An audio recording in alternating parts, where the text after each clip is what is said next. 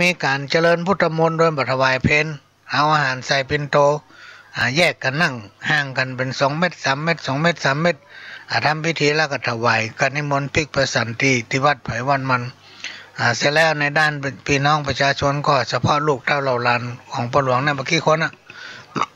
ก็จะจัดระเบียบให้ดีที่สุดจะทำในวันที่6นี้ในวันวิสาขะเนี่ยพี่น้องท่านผู้ฟังก็จะเริ่มเวลา10 โมงอันนี้ก็ประชาสัมพันธ์บอกบุญอนุโมทนาสาธุได้บุญเหมือนกันทั้งหมดพี่น้องท่านผู้ฟังสิ่งที่เป็นห่วงก็คือสุขภาพยิ่งตอนนี้เนี่ยโควิดมันระบาดตามนโยบายของทางรัฐบาลและตามยุทธศาสตร์ของจังหวัดเชียงใหม่พี่น้องท่านฟังเขาก็พยายามแต่ว่ามันละทางใดก็ไม่ได้แต่ว่ามันอยู่ในกรอบของกฎระเบียบกฎกติกาเพื่อสุขภาพของภัยของมันอันนี้ก็เป็นเรื่องที่นำมาบอกบุญแจ้งให้ได้รับทราบอันนี้ก็เลยเป็นเหตุที่ว่ามาเข้ารายการจะรัฐว่าไม่ได้มาเข้ารายการสักคำก็ต้องขอสุมาภัยกับพี่น้องท่านผู้ฟังทางด้านซุ้มเสียงของพ่อหลวงนั้นยังผสมบูรณ์แต่ทางหมอในปัญหาประเด็นนี้จัดยาเปลี่ยนยาใหม่เหมาะ กินและเสียงหายหมดก็ไปแก้อยู่ไปบอกให้เพิ่นอยู่เพิ่นก็บอกว่ากินน้ำตัวนักกินน้ำนักกับสมกัดทำไม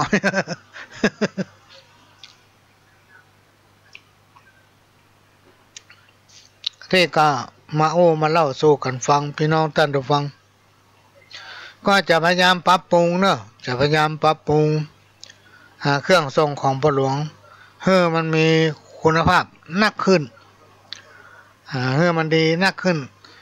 เป็นต้นว่าห้องจัดรายการของพ่อหลวงนี่มันลกลงลังเหลือขนาด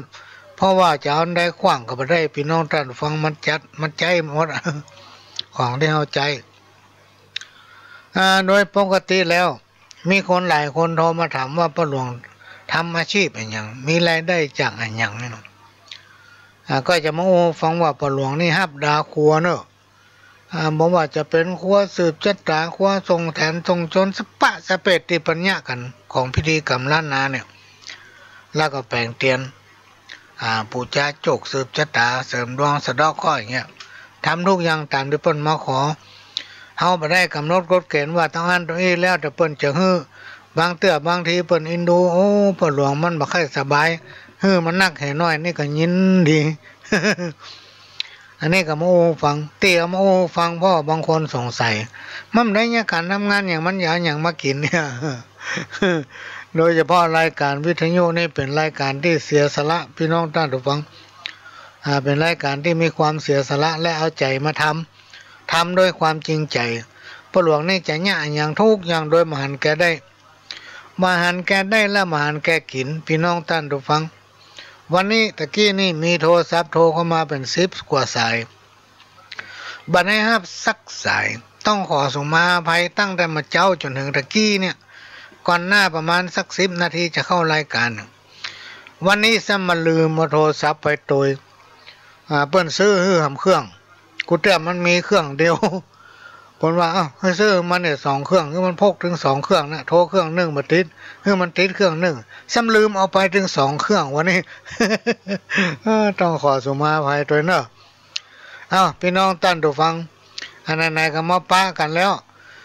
ก่อนจะเข้ารายการนี่ต้องเตรียมตัวประจันเพราะว่ามาถึงก็เกือบประจันเข้ารายการละก็จะให้พี่น้องท่านผู้ฟังได้ฟังเทปเก่าสักกำหนึ่งสำหรับกิจกรรมของพ่อหลวงที่ว่าจะทำบุญนั้นพี่น้องท่านผู้ฟังไม่ได้บอกไผ่ซะคนแม้นแต่เจ้าบ้านอาจจะอยู่ข้างเคียงอันนี้ก็ไม่ได้บอกไผ่ไม่ได้มีการประชาสัมพันธ์เรื่องอะไรไม่ได้มาแสวงหาประโยชน์จากกิจกรรมนี้ทำด้วยตัวเก่าทำด้วยลูกด้วยเต้าด้วยครอบครัวของพ่อหลวงได้ตั้งใจทำไผ่มาร่วมอนุโมทนาบุญหอม10 บาท20 บาทก็ยินดีมาหอมก็ยินดียกมือขึ้นไหว้สาธุก็ได้บุญเหมือนกันทั้งหมู่ทั้งมวลอันนี้เป็นเรื่องเอามาฟังบางคนบอกเข้าใจว่ามันเกษียณไปแล้วปิ๊กมาเนี่ยอย่างเฮามาเนี่ยก็ไม่ได้เฮาสร้างไว้พี่น้องท่านผู้ฟังก็จำเป็นได้สานต่อไปเรื่อยๆสานต่อไปเรื่อยๆจนกลัวว่าจะมีคนใจบุญมาสืบมาทอดเจตนา ของครูบาอาจารย์เก้าเงามาก่อนหลวงพ่อพระครูโสพลบุญญาภรณ์หรือทุลุงทองวัดโสพนารามนี่แหละมาร่วมกันสร้างกันทำก็มีการบริจาคละครั้งมาไว้ที่ลานธรรมมีการบริจาคสร้างพระพุทธรูปผ้าปางประทานพรมีการสร้างพระเจ้าตันใจตอนนี้ผู้ที่เป็นเก้าเป็นกันในการอุปถัมภ์อุปถากอย่างหลวงพ่อพระครูโสพลบุญญาภรณ์หรือว่าทุลุงทองซึ่งเป็นครูบาอาจารย์เป็นพ่อคนที่สองของพ่อหลวงนี่เปิ้นกมรหน้าภาพไปแล้วผ้าทำรูปนึ่งซึ่งเป็นที่เคารพนับถือกันก็คือพระอาจารย์ลุงโลดมุนินโทวัดพระธาตุดอยเวียงห่ออันนี้ก็มาเป็นเก้าเป็นกันเป็นเจ้าสถาสร้างพระเจ้าตันใจทีแรกเขาก็บอกว่าต้องทำอาจารย์ต้องทำกันจะทำก็ทำน้อยๆโอ้องค์ใหญ่แต่ใหญ่ว่าพี่น้องท่านผู้ฟังหน้าตักกว้างจะเป็น5-6 เมตรความสูงนี่โอ้แงนคอขึ้นตั้งแท่งสร้างไว้ตอนนี้เปิ้นก็มรณภาพไปแล้วพี่น้องท่านผู้ฟังลูกเบาเป็นเจ้าวาดวัดหลวงอ้อมหันต์เขาว่าโอ้ยังไม่ดูพระเจ้าแต่หาป้อมมีไผมาไหว้มาสาป้อมมีไผมาอุปถักพระธรรมอุปการะเนาะก็เลยระดมคนจะเอาคนอื่นมาเนี่ยด้วยก็ไม่ได้เพราะว่ามันเป็นการละเมิดสิทธิ์ในการป้องกันโรคโควิดก็เลยเอาหมู่เดียวกันเนี่ยช่วยกันโบนนะปรับปรุงทำส่งทำสีก็ดูดีขึ้นมาพี่น้องท่านฟังอันนี้เอามาอู้ฟังไม่ได้มุ่งหวังประโยชน์อันนั้นอันนี้ด้วยความตั้งใจเพื่อเขาได้บุญนี่มันกินบะเสียงพี่น้องท่านผู้ฟังมันมาเลยเหมือนน้ำบ่อจืมสายเฮามีสตางค์สักบาทคำเดียวมันถึงมาตามหน้าบุญมาเลยเหมือนกำน้ำไหลถึงมาขาดสายกำข้าวพี่น้องท่านผู้ฟังบุญญาปาละพระปอปิตามีเต้าได้จากฟังเนอลูกเต้าบุญตานโน้นเรือเนื้อหัวต่างเก้าเป็นสัตว์บังเงาลมพัก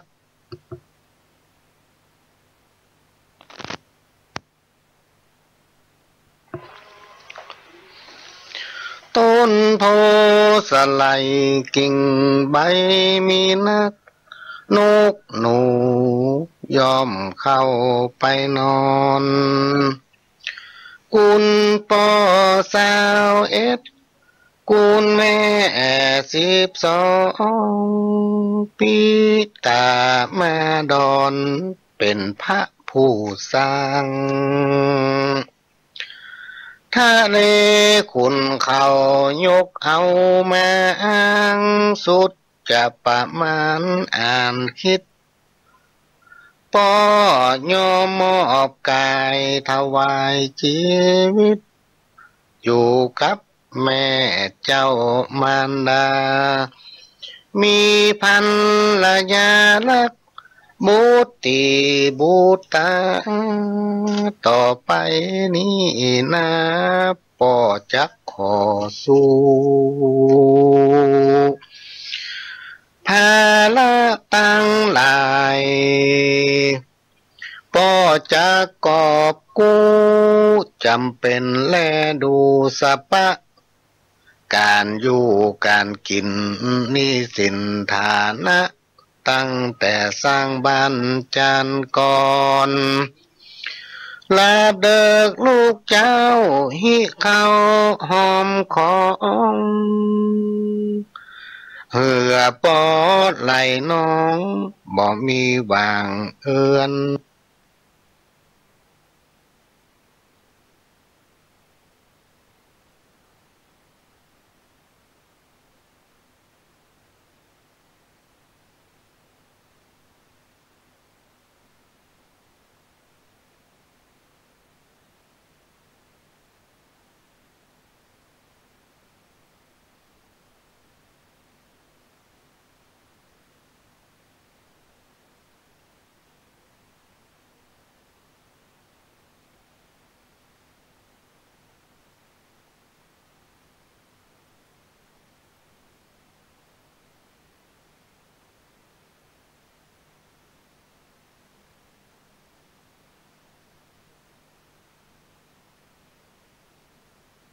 ใจเล็กน้อยๆมันใจขอบมันว่า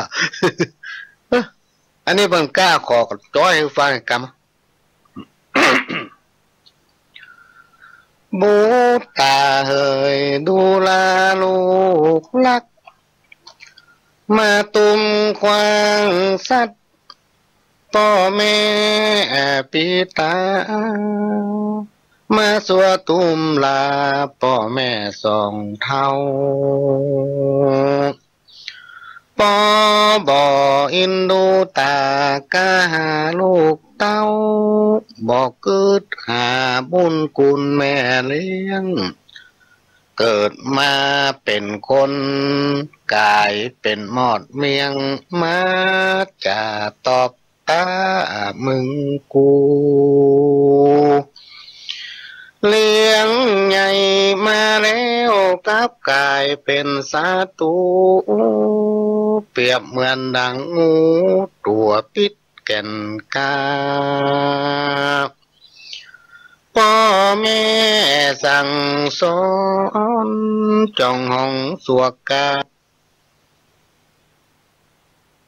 จากกรรมายืนยุกกันสู่เจ็บเป็น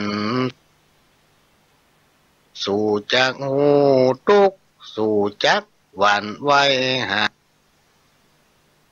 กุลลูกเพศลูกยักษ์เทวตัดมาสู่บอกกึดหาบุญคุณแม่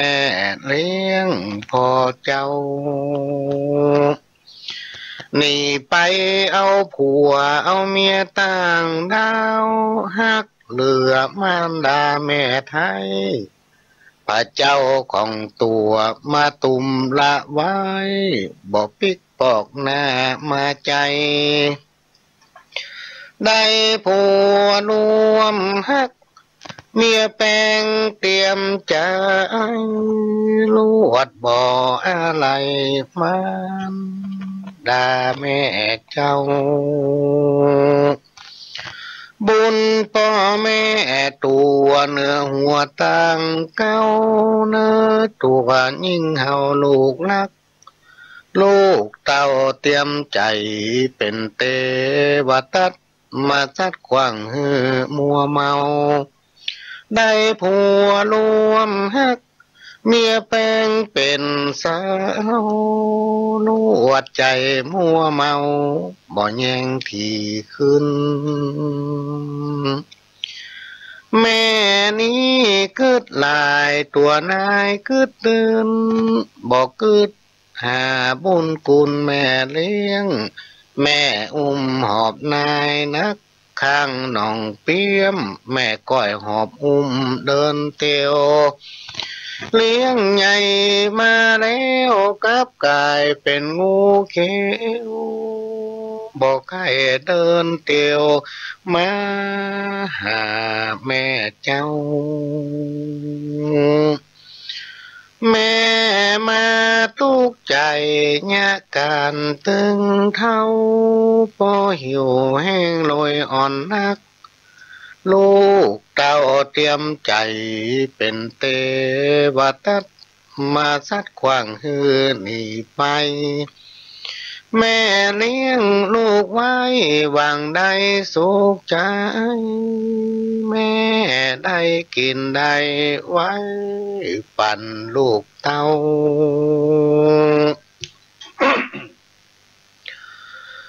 มา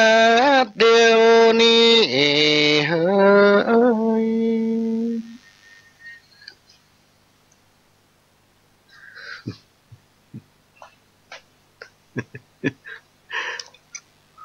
ว่าไปพี่น้องตาดูฟังบ่เจ้าว่ามาขั้นรายการไปย่างอู้นี่ก็มีตะเปิ้นว่ามาได้เป็นเกิงคือเพิ่นตั้งเก้าใหม่เจ้าอยู่ในกาดอยู่ลูกตะกี้เมาอู้กับลูกได้ผัวรวมฮักเมียแปลงเตรียมใจลวดบ่ออะไรมันด่าแม่เจ้า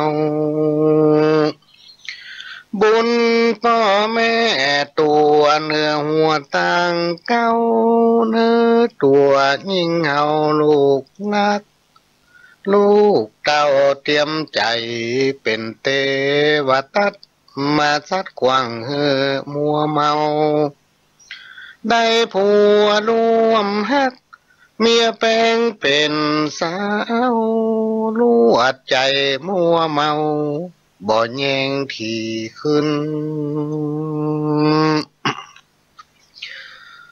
แม่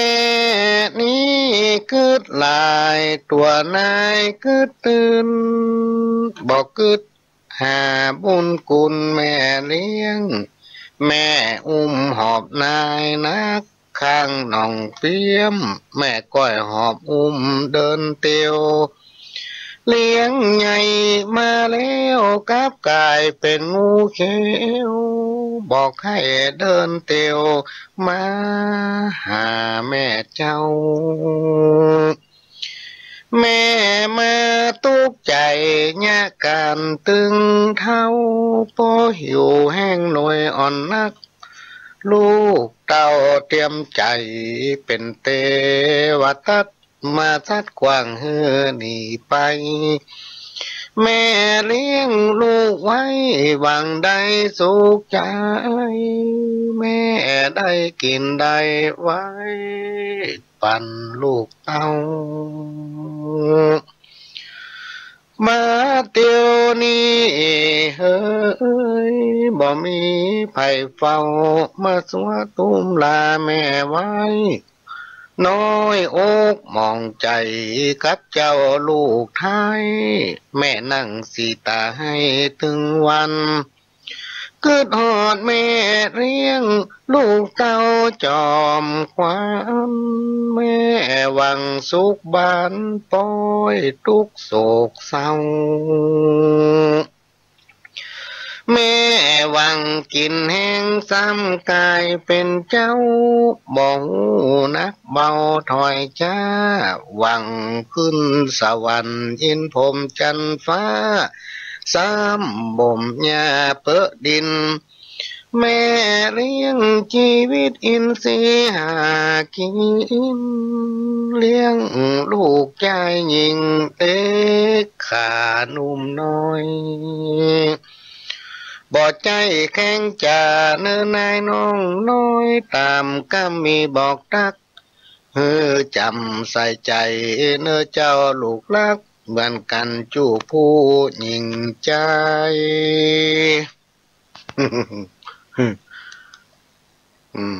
จ้อยพอได้เกิ่งละส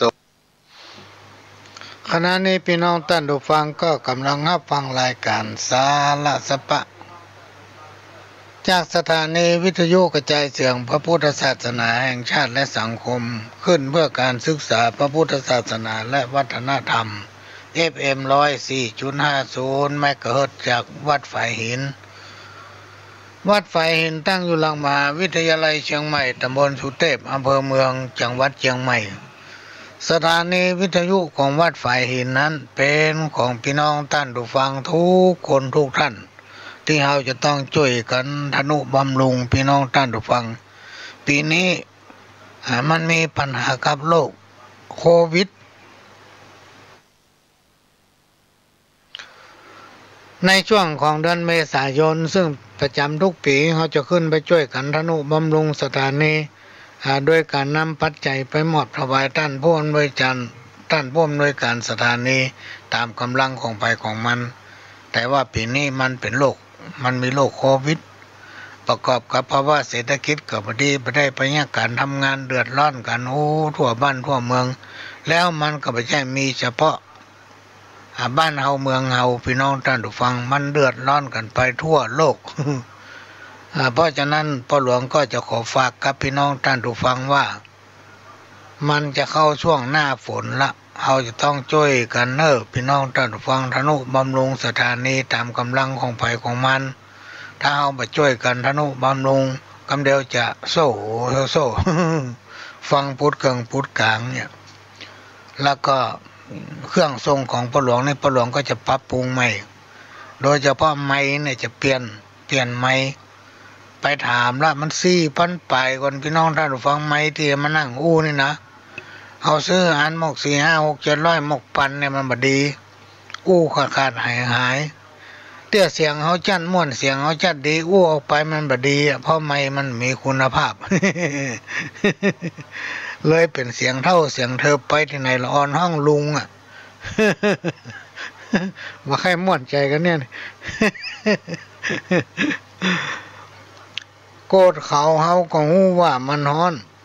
จะนั่งจะนอนก็เป็นทุกข์บ่สุขใสแล้วยังดื้อด้านโกรธเขาจะไปโทษใครน่าแค้นใจจริงๆบ่น่าสมเวลาเกิดความโกรธอย่าโทษไผจงโทษตัวเองที่ทำใจบ่เข้มแข็งเรื่องที่โกรธแม้นว่ามันจะรุนแรงถ้าคนเฮาทุกคนทำใจให้มันเข้มแข็งบ่ต้องไปสนใจมันว่าจะได้ก็จ้างจิ้นบ่ใช่พุดไปเป็นตีนนี่เนาะแล้วมันก็ชนะสิ่งนั้นไปได้ถ้าอารมณ์ห้อนใส่กันพี่น้องท่านฟังลองฟังข่าวกันฆ่ากันตีกันซ้อมกันบุบกันกระทืบกันเพราะอย่างเพราะอารมณ์ห้อนธรรมะอันเป็นคำสั่งสอนขององค์พระสัมมาสัมพุทธเจ้ามันเป็นยาแก้ทุกทางเป็นยาแก้มีสรรพคุณแก้ได้ทุกอย่างพี่น้องท่านฟังธรรมะ อย่างน้อยๆก็กรรมที่ว่าอุเบกขาเนี่ยอุเบกขาเมตตากรุณามุทิตาอย่างมันเนี่ยพี่น้องท่านฟัง4ข้อเนี่ยนำปฏิบัติไว้เถอะซ้ำเตอเฮาโคตรขนาดมันก็ระงับไว้ได้และให้จำไว้เถอะพี่น้องท่านผู้ฟังบาปบุญคุณและโทษมันมีไผเนี่ยจะได้อย่างนั้นนี่ครูบาอาจารย์เปิ้นว่าไว้ระเบียบวินัยเป็นตัวชี้วัดของความเป็นคนถ้าคนเฮาต่างคนต่างก็มีระเบียบวินัยมีความเก่งอกเก่งใจซึ่งกันและกันฮู้จักที่ต่ำที่สูงฮู้จักว่าคนไหนเป็นคนไหนคนนี้เปิ้นเคยมีบุญคุณกับเฮามีพระคุณกับเฮาเนี่ยพี่น้องท่านผู้ฟังคนไหนถ้าสำนึกได้อย่างนี้จักมีความเจริญก้าวหน้าอยู่ไหนก็เป็นสุขไปที่ไหนก็เป็นสุขกินก็ได้นอนก็หลับแต่คนที่มันหมูสำนึกหมูจากบุญคุณคนเนี่ยพี่น้องท่านผู้ฟังมันถึงมีอันเป็นไปทุกหลายอันนี้ไม่ได้ว่าเขาไผ่นะพระหลวงมาตองพอเป็นอย่างนั้นทุกรายเลยบาปบุญคุณและโทษมันจะตอบมันอย่ามาตันวันไหนท่านนะมันจะจ้าจะเว้ยอู้ถึงคนเขาตั้งหลายเนี่ยพี่น้องท่านผู้ฟังมันถึงตายเหมือนกันหมดบอกว่าไผ่แม้นกระทั่งโตนบุญน่ะพี่น้องท่านผู้ฟังเปิ้นไหวกันทั่วบ้านล้านนะยังตายพี่น้องท่านผู้ฟังเพราะฉะนั้นบ่ต้องไปโกรธบ่ต้องไปว่าอย่างเงื้อไผเพราะในที่สุดทุกคนจะต้องตายหมดบ่เหลือสักคน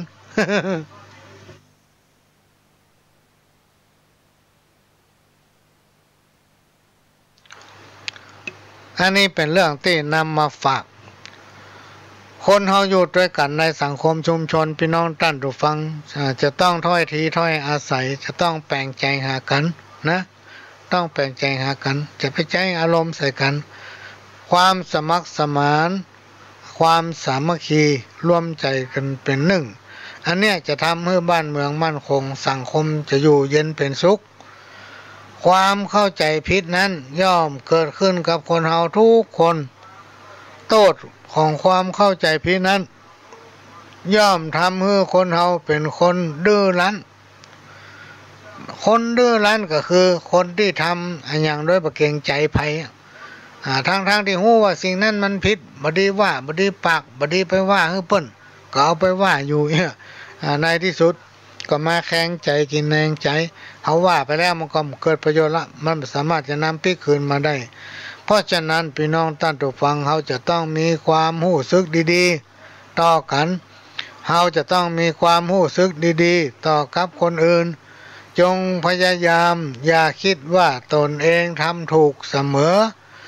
จงพยายามละทิ้งอุปนิสัยที่ดื้อรั้นอุปนิสัยที่บ่เชื่อเหลือไผชอบคงเห็นคนอื่นชอบมองให้คนอื่นอันใดที่เปิ้นเนี่ยก็ว่าเปิ้นผิดไปหมดอันใดที่เปิ้นเนี่ยดีก็บ่เข้าไปส่งเสริมมีก็จะคอมเมนต์เปิ้นอย่างเงี้ยสิ่งทั้งหลายเหล่านี้พี่น้องท่านผู้ฟังหยุดยั้ง เว้นโบราณเปิ้นบอกอะหยังเปิ้นบอกว่าเว้นหมาฮือปอศอกเว้นอีวอกฮือปอวาเว้นคนป่าลาฮือไก่แสนยศบ่ถ้าไปใกล้มันฮือมันอยู่คนเดียวมันลักษณะของความบดี3ประการประการที่1ก็คือความเกียจคร้านความเกียจคร้านคำว่าความเกียจคร้านคือเป็นผู้ที่ชอบทิ้งธุรกิจการงานบ่มีความรับผิดชอบในกิจการอันเป็นหน้าที่ของตนเองเบื่อหน่ายต่อการทำงานพัดวันประกันพรุ่ง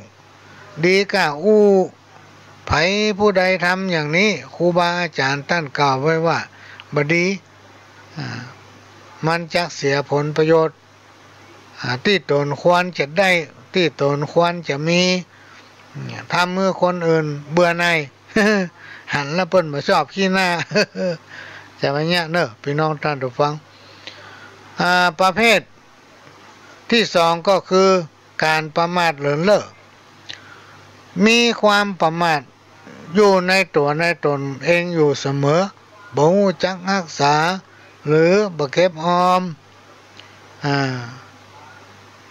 เกี่ยวแหวนเงินคำสตุ้งสตางค์ที่ตนเองหิหามาได้ไว้ให้ปลอดภัยบ่คิดถึงวันหน้าได้มาก็กินเนื้อหมดได้มากินเนื้อหมดบ่เก็บบ่ออมพอถึงความเดือดร้อนมาไปขอปึ้งคนนั้นไปขอคนนี้มาช่วยเปิ้นมาเฮ้อมาบ่ทันอกทันใจก็เดือดร้อนโวยวายอันนี้เปิ้นฮ้องว่ามีความประมาทนะมีความประมาทเพราะฉะนั้นอย่าประมาทพี่น้องท่านผู้ฟังจะไปประมาทเนอะทำประการหนึ่งนะคบเพื่อนที่ดีเพื่อนที่ดีเป็นเพื่อนที่บ่ปอกลอกเป็นเพื่อนที่ดีเสมอต้นไปบ่ใช่เป็นคนดีก้าอู้บ่ใช่เป็นคนที่ประสบสอพอแนะนำเพื่อนฝูงลุ่มหลงภายในอบายมุขกินเหล้าเล่นการพนันใจเงินทองแบบสุรุ่ยสุร่ายครูบาอาจารย์ท่านกล่าวไว้ว่าถ้าฝ่ายผู้ใดมีอุปนิสัยอย่างที่กล่าวมานี้บดีเนอะพี่น้องท่านฟังบดีไปใกล้มันบดีไปคบมันมันอยู่คนเดียวมัน มันหู้สำนึกมันปรับปรุงตัวเก่ามัน อันนี้ก็มาเล่ามาสู่กันฟังพี่น้องท่านฟังตลาดใดเฮามีความสมัครสมานสามัคคีเฮาอยู่ด้วยกันเหมือนพี่เหมือนน้องพริกบ้านเหนือเกลือบ้านใต้ถ้อยทีถ้อยอาศัยมีอย่างก้อยก้อยจากันอยู่ด้วยกันม่วนพี่น้องท่านฟังตายเป็นผีไปป้ากันเมืองผีก็อยู่ด้วยกันม่วนกันม่วนดำไม่ใช่ว่าเวลาอยู่เป็นคนก็บ่ถูกบ่ลงกันตายเป็นผีก็ต้องได้ไปปะกันอยู่ดีเมืองผี เพราะนั้นเรื่องนี้ก็นำมาฝากพี่น้องท่านผู้ฟังช่วยกันบอกลูกบอกหลานสืบตามกันไปพี่น้องท่านผู้ฟังธรรมะบักกับมาโลกาจะวินาศถ้าจิตใจคนเฮาขาดศีลขาดธรรมเห็นแล้วความเจริญบ่ว่าในตนเองและในคนอื่นและในสังคมชุมชนย่อมจะมีอันนี้ก็เอามาฝากเนอะพี่น้องท่านผู้ฟังก่อนที่จะนำเอาข้าวมาอ่านให้ฟังก็จะมาตอบทวนจดหมายนิกรรมเนาะเพราะว่าโยหัตถาฟาธรรมะอันเป็นคำสั่งสอนขององค์พระสัมมาสัมพุทธเจ้าในทางพระพุทธศาสนานั้นง่ายแบบชาวบ้านท่านสอนให้คนเฮาฮู้จักตัวเองที่มันมีปัญหาอยู่ในสังคมตึงวันนี้เพราะว่าคนเฮาบ่ฮู้จักหน้าที่ของตัวเก่าเมื่อเฮาทุกคนเข้าใจในหน้าที่ของตัวเก่าและก็ตั้งสติไว้ให้มั่นไว้ให้พร้อมก็วันไหวชีวิตของคนเฮาทุกคนก็จะมีความสุข และสิ่งที่ทุกคนจะหนีบ่พ้นพี่น้องท่านผู้ฟังก็คือเรื่องความสุขเรื่องความทุกข์เรื่องโชคดีโชคร้ายเนี่ยรวมไปถึงปัญหาสปะ108คนที่ทำงานนี่มักจะประสบปัญหายิ่งทำไปมันก็มีปัญหาไปติ๊กๆเขาก็ทำไปแก้ไปเพราะเพิ่นบอกว่าปัญหานั้นมีไว้ให้แก้มันก็จะต้องมีคนที่พบปัญหาอย่างสักอย่างคือคนที่มันเนี่ยอย่างสักอย่างมันก็ถึงมีอุปสรรคอย่างมาขวางมันนะเพราะมันเนี่ยอย่างโลกคนที่เป็นเนี่ยการทำงาน ยิ่งการบริหารคนนี่พี่น้องท่านผู้ฟังปัญหา108มันถึงมีขึ้นมาถึงวันเมื่อเราได้คิดเมื่อเราได้แก้การที่จะแก้ไขปัญหาทุกอย่างให้ลุล่วงก็จะต้องมีการยอมรับซึ่งกันและกันด้วยการร่วมกันเอาสติปัญญาเอาประสบการณ์มานั่งทำความเข้าใจพบปะกันบ่อยๆปัญหามันเกิดตรงไหนก็ไปตรงนั้นมันมีเรื่องอย่างที่ต้องแก้ไขก็ร่วมกันแก้ไขสิ่งนั้นถึงจะลุล่วงปัญหาที่ว่านี่ก็จะหมดไปคนเราทุกคนพี่น้องท่านผู้ฟังบอกว่าคนมีคนจนบอกว่าละอ่อนคนใหญ่ถ้าถึงค่าของคนเนี่ยมันจะเทียบทำเต้ากันหมดบ่มีไปต่ำไปสูงบ่ว่าจะอยู่ระดับไหน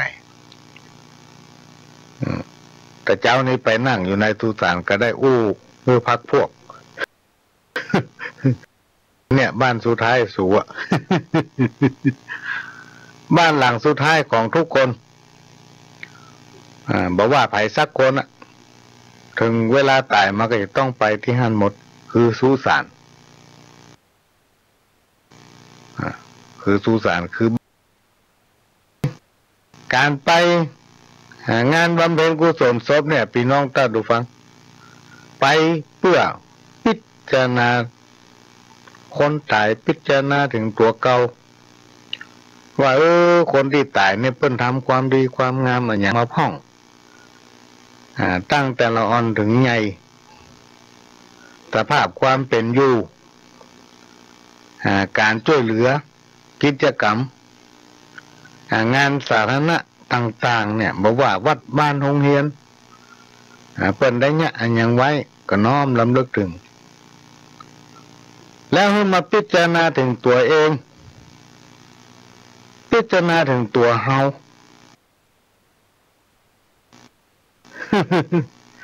วันนี้เราได้เนี่ยอย่างอยู่ในขณะที่ใจเฮาก็มีคนเฮาว่าใจยังดังสาบเนี่ยคนเฮาเป็นสัตว์ประเสริฐพี่น้องท่านผู้ฟังคนมนุษย์เฮาทั้งหลายนี่เป็นสัตว์ประเสริฐกว่าสรรพสิ่งใดๆมีความคิดมีสติปัญญามีไหวพริบปฏิภาณสามารถทำอันยังก็ได้เขาลองเปรียบเอาง่ายๆสรรพสิ่งเนี่ยหมูม้ากาไก่จ้างม้าวัวควายเนี่ยมันก็มีมันสมองอย่างเฮาเนี่ยมีปากมีหูดังมีหูมีตา อย่างเฮาหมดกันมีความคิดเหมือนกันแต่มันเนี่ยอันยังบ่ได้ก็ไม่ได้เวลามันจะกินนั่นอย่างถ้าคนเฮาบอกมันกินมันก็บ่ได้กินนะแล้วครูบาอาจารย์เพิ่นยังบอกว่าสัตว์ที่มีกรรมวิบากหนักที่สุดเนี่ยพี่น้องท่านฟังคืออย่างไปพอเอาป่าที่มันอยู่ในหนองป่าที่มันขังอยู่ในบ่อป่านี่มันใช่มีหนังตาหรือพี่น้องท่านฟังว่าหลวงก็หามาหู้นี่ มืนตาอยู่ในน้ำวันข้ามคืนหู้มาได้รับอย่างเฮาลูก คนเฮาที่ว่าเป็นสัตว์ประเสริฐนั้นเฮาคิดได้ทำได้เนี่ยได้จะไปไหนก็ไปได้นึกอยากอันยังก็ได้กิน อยู่เชียงใหม่แป๊บเดียวจะไปกรุงเทพก็ถึงละนั่งเครื่องไปจะโทรศัพท์เนื้อเปียมากก็โทรได้ละจะกินแกงผักกาดกับไปซ้อผักกาดทำให้ทำสวนทำหลังบ้านถ้าห้องได้ปลูกก็ไปทำการนัดการแรงไปทำร้านก้าก็เรียกก็เอามาแกงกินได้ละสรรพสิ่งทั้งหลายที่ว่าแล้วบอกว่าจะเป็นจ้างม้างัวควายหมูหมากาไก่มันอาจจะเกิดได้เหมือนกันแต่มันแย่มได้สักอย่างเพราะฉะนั้นเราประเสริฐกว่ามันประเสริฐกว่ามัน ประเสริฐกว่าสรรพสิ่งทั้งหลายเหล่านี้ความทุกข์มันทำให้คนเฮานี่มีความคิดคนไหนถ้าบ่เคยทุกข์เนาะมันจะมีความคิดว่าความทุกข์นั้นเป็นอย่างใดเหมือนกับเฮาเลี้ยงลูกหลานตอนที่เกิดมาเนี่ยเฮามาสอนให้มันเนี่ยการทำงานมันบักขยันมันเพียรบัดแนะนำให้มีพื้นฐานด้านการศึกษาในที่สุดพี่น้องท่านผู้ฟังเขาจะช่วยเหลือตัวเก่ามาได้เขาจะช่วยเหลือตัวเก่ามาได้เพราะนั้นเมื่อทุกคนมีความคิดเขาก็จะต้องสอนให้เขามีความคิดสอนให้เขาเป็นคนฉลาดเพราะความฉลาดมันทำให้คนเฮามีความสุขความสุขนี่ถ้าจิตใจคนต่ำมันก็ทำให้คนเฮาเพลิดเพลินนะเพลิดเพลินเพราะมันลืมตัวหรอกความเพลิดเพลินนี่ทำให้คนเฮานี่เป็นทุกข์อาจเกิดปัญหาหลายๆอย่างขึ้นกับตัวเก่าในสังคมชุมชนหมู่บ้านเพราะนั้นการอยู่ร่วมกันหลายๆคนหลายๆกลุ่มต่างคนก็ต่างมีความคิด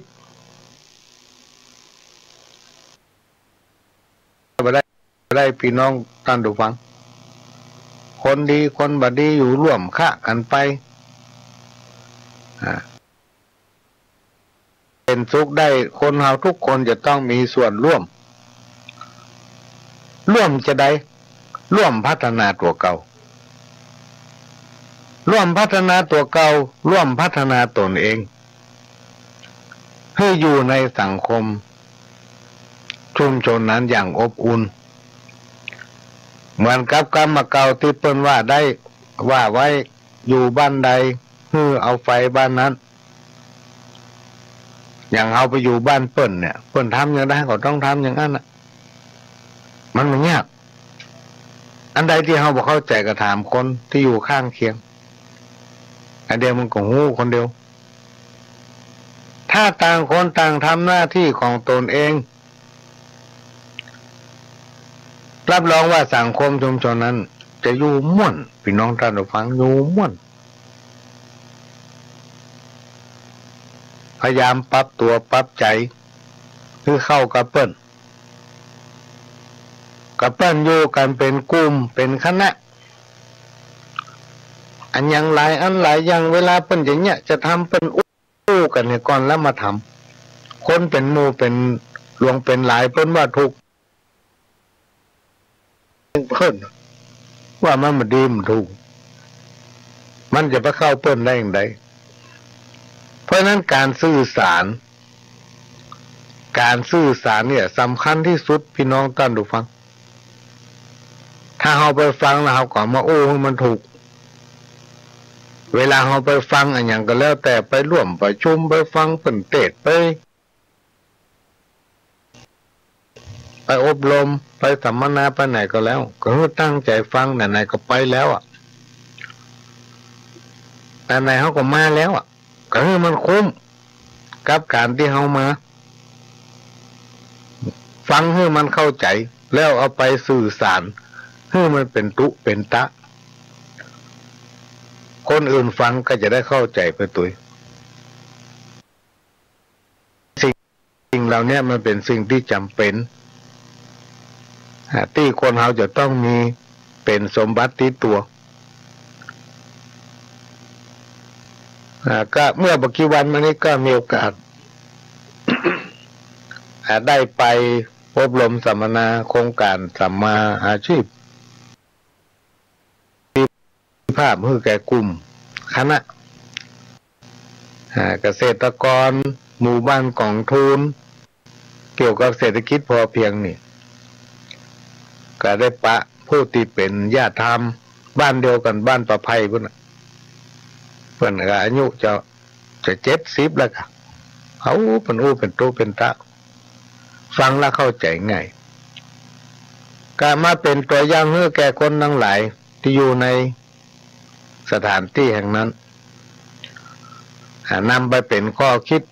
เอาไปสั่งสอนลูกหลานพอหลวงฟังมาแล้วก็ยังเอามาปิกเอามาอู้คนอื่นๆฟังว่าคนคนนี้เป็นเนี่ยแต่เป็นอู้เป็นตุกรรมถ้าเอานำเอามาคิดมีประโยชน์กับตัวเองเพราะนั้นในสังคมชุมชนหมู่บ้านจะอยู่เย็นเป็นสุขได้นั้นเฮาทุกคนพี่น้องท่านผู้ฟังจำเป็นที่เฮาทั้งหลายเนี่ยจะต้องช่วยกันยึดเอาคุณธรรมไว้เป็นหลักเปิ้นถึงล้นนะหมู่บ้านศีลห้าเนี่ยที่จริงพี่น้องเฮาเนี่ยตั้งแต่น้อยถึงใหญ่เกิดมาก็ถึงหู้ละบอกว่าจะมีงานที่ไหนเกี่ยวกับศาสนาอาวะมงคลหรือว่างานมงคลก็จะมีการฟังเทศน์ฟังธรรมก่อนที่จะฟังเทศน์เพิ่นก็จะปันศีลให้ฮับศีลเนี่ยก่อนสมทานเอาศีลพระผู้ที่เป็นองค์จะให้ศีลเพิ่นก็จะบอกว่าให้ตั้งสติสมาธิของตนเองให้มั่นคงเน้อศรัทธาญาติโยมทั้งหลายเขาจะปันศีลให้ศีลห้านั่นหมายความว่าจะได้ข้อที่1ปานนาข้อที่2อาทิตย์นาข้อที่3ก็ว่าไปจนถึง5ข้อที่จริงเรื่องทั้งหลายเหล่านี้เขาฮับกันมาโดยตลอดตั้งแต่ใหญ่มาจนถึงปัจจุบันทุกงานนะวันนี้ไปงานใดก็ได้ครับวันผูกไปมันจะควบคู่กับสังคมแหละพี่น้องท่านผู้ฟังแต่เฮาฮับบดายเฮาไม่ได้เอาไปปฏิบัติฮับแล้วก็ผ่านไปฮับแล้วก็ผ่านไปจนมาถึงวันนี้เพิ่นต้องกระตุ้นถึงว่าอย่างทำให้มันตื่นถ้าไผ่รับเพลินไปเหมือนกับว่าเขารับไปเขาไม่ได้สนใจอย่างสักอย่างเขาก็ไม่ได้ว่าคนนั้นคนนี้เป็นคนบดีคนนั้นคนนี้เป็นคนดีหรอกเขาได้ฮับตลอดคำว่าศีลห้านะแต่เขาไม่ได้นำเอามาใช้เหมือนกับเขามีมีดเขาฝนมันมันประคมจะได้เพราะฉะนั้นถึงวันนี้เพื่อก็เลยมีการรณรงค์ให้หมู่บ้านเนี่ยน้อมนำเอาศีลถึง5ข้อเนี่ยมาใช้คนไหนที่มีศีลมีธรรมจุ่มเย็นพี่น้องท่านฟังจุ่มเย็นบ่าฮ้อนบ่าไม่อยู่เย็นเป็นสุขแม้ว่าจะมีเหตุอันอย่างเกิดขึ้นคนผู้นั้นก็จะพ้นจากภัยทั้งมวลเพราะเขามีศีลมีธรรมสติเขาก็จะมั่นคงอันใดทิ่มใจของเฮาก็จะไปอยากได้ของเปิ้นก็คือของเปิ้น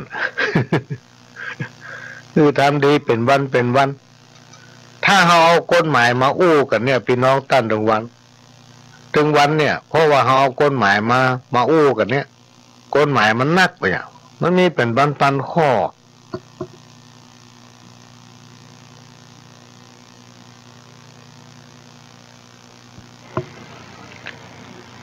แต่บทบัญญัติขององค์พระสัมมาสัมพุทธเจ้าถ้าเอานำปฏิบัติได้เขาบอกต้องเอาอย่างนั้นเอาแค่5ข้อพอ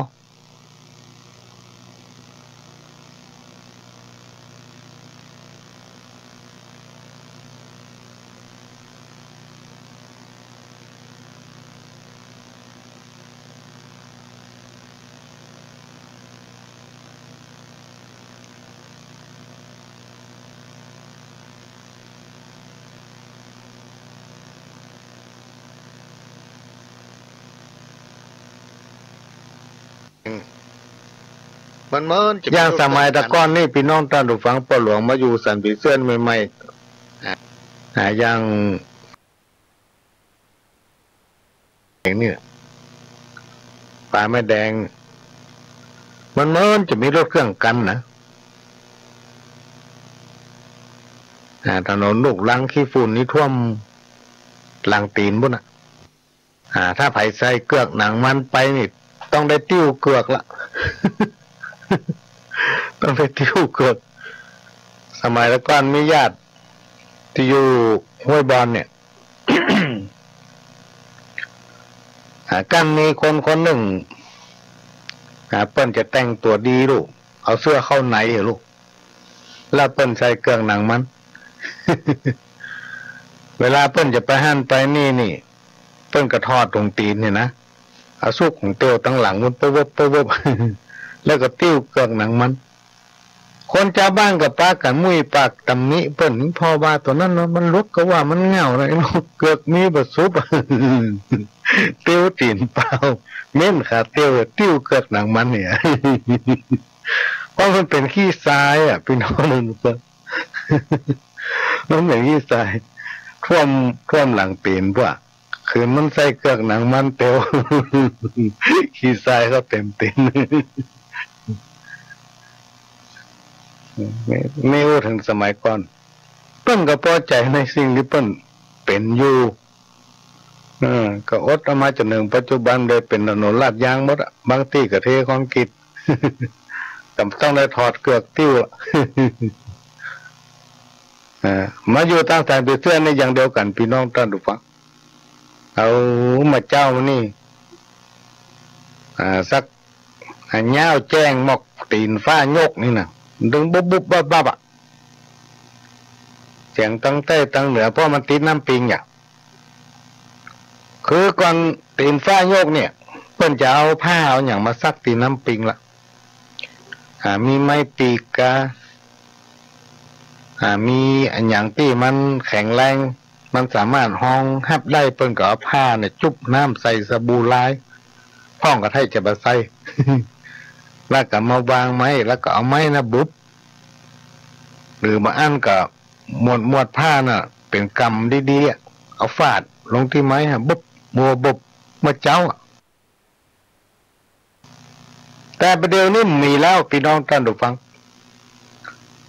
มันมีไผ่ซักคนที่จะมายืนซักผ้าคนเดียวเป็นกองมันมีแล้วใช้เครื่องหมด ความสะดวกสบายใบกาบไม้บงไม้ซางเนี่ยใบตองยังตองตึงเนี่ยที่เอามาพัดมาเวียระบายให้มันเกิดความเย็นให้มันเกิดลมเนี่ยเดี๋ยวมีแช่พัดลมหมด ตันสมัยทุกอย่างเพราะฉะนั้นถ้าเราตัวสังคมเปิ่นมีอันใดเขาก็จะต้องมีเปิ่นเนี้ยอันใดเขาก็จะต้องเนี้ยมันก็จะเกิดวิกฤตอย่างถึงวันเนี่ยที่มันฮ้อนถึงวันเนี่ยเปิ่นบอกว่าปีนี้มันจะแห้งแล้งเพราะว่าโลกวิกฤตเปิ่นว่าโลกวิกฤตพี่น้องท่านผู้ฟังพ้องก็ว่าเป็นเพราะมีคนทำลายป่ามันดึงว่ากันไปสะปะสะเปดความทุกข์นี่มันทำเมื่อคนเรามีความคิดเมื่อทุกคนมีความคิดก็จะมีความฉลาดการอยู่ร่วมกันหลายๆคนต่างคนต่างก็มีความคิดนะถ้าเราคิดรวมกันแล้วก็มีความสมัครสมานสามัคคีไปโดยกันเนี่ยพี่น้องท่านผู้ฟังร่วมด้วยช่วยกันวันใดวันหนึ่งถ้าคนใดคนหนึ่งพลาดไปก็มาตักเตือนก็มาสั่งสอนแนะนำช่วยกันอย่างเงี้ยมันถึงจะอยู่กันม่วนไม่ใช่ว่าเอาตัวไผ่ตัวมันพอคนไหนพลาดไปน้อยมุ้ยปากจะเปิ่น เอา มันจะอยู่ยังเป็นสุขได้อย่างไรถ้าเราบ่ร่วมด้วยช่วยกันนะพริกบ้านเหนือเกลือบ้านใต้นี่ยังเพิ่งป้าอาศัยกัน สมัยเมื่อ20 ปีผ่านมานี่บดายพี่น้องท่านผู้ฟังคนดังเหนือเนี่ยเป็นคนใจดีมีอัธยาศัยเอื้อเฟื้อเผื่อแผ่ช่วยเหลือกัน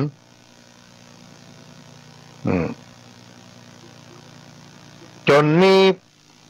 ปัญหาถามว่าถ้าเขามีป่าแห้งตัวเขาให้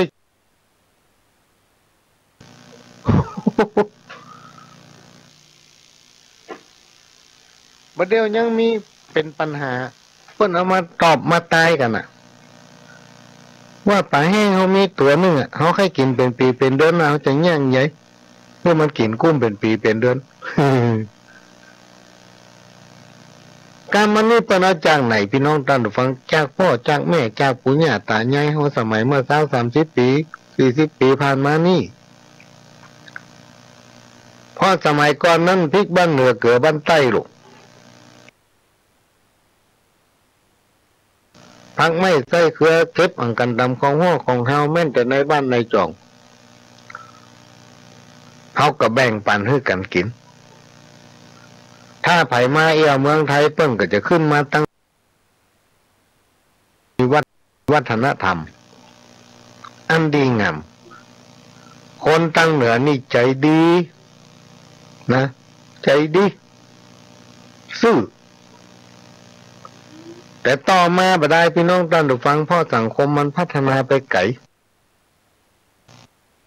นะเมื่อมันพัฒนาไปไกลแล้วรากฐานพื้นฐานทั้งด้านจิตใจของเฮาโตยบัดตันไง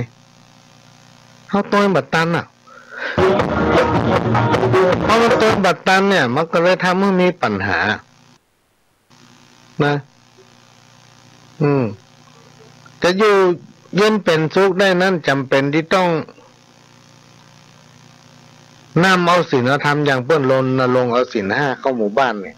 เอาศีลธรรมเข้าหมู่บ้านเนี่ยหาวิถีธรรมชุมชนเนี่ยจะต้องอยู่คู่กันต้องยึดเอาคุณธรรมเป็นหลักนักแน่นในเมตตาบ่อิจฉาไผบ่ฝ่าฝืนกฎสังคมสิ่งไหนที่เปิ้นบอกว่าบ่ดีจะไปเนี่ย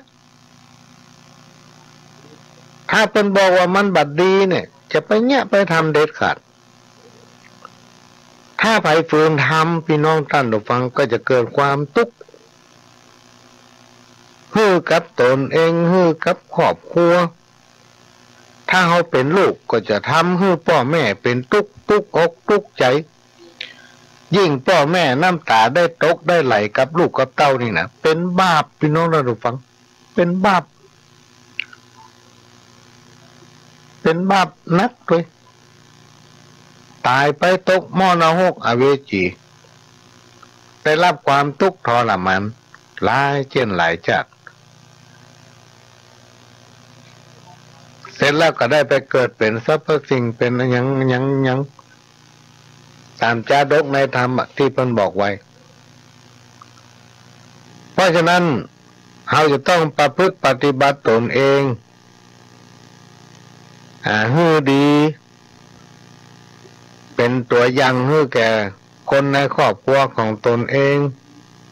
สั่งสอนให้ลูกหลานมีน้ำใจมีความเสียสละ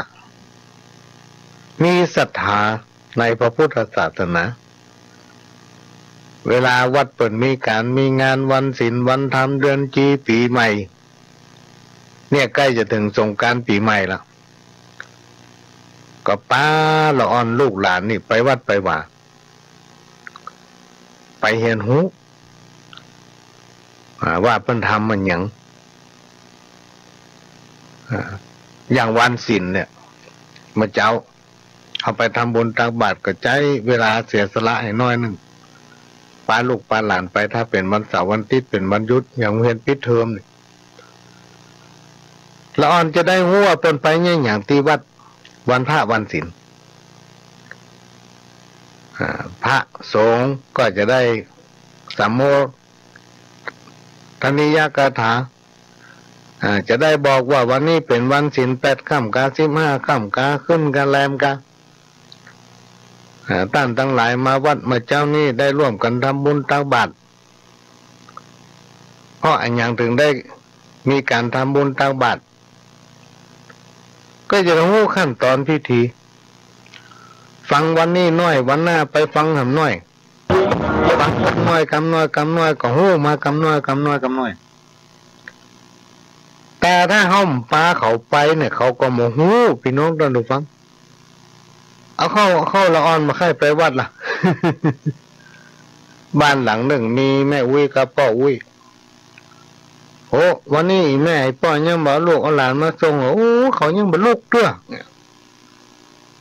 โอ้วันนี้ลูกหลานยังมาวัดอีแม่โอ้ไปวันเกิดไปมาหูปุ้นนอนปุ้น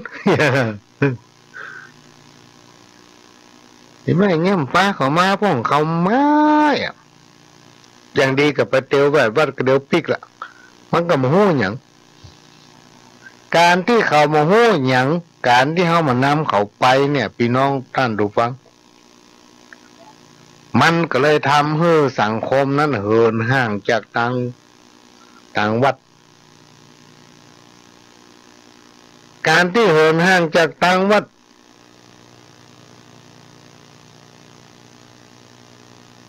ก็หมายถึงเหินห่างจากศีลธรรม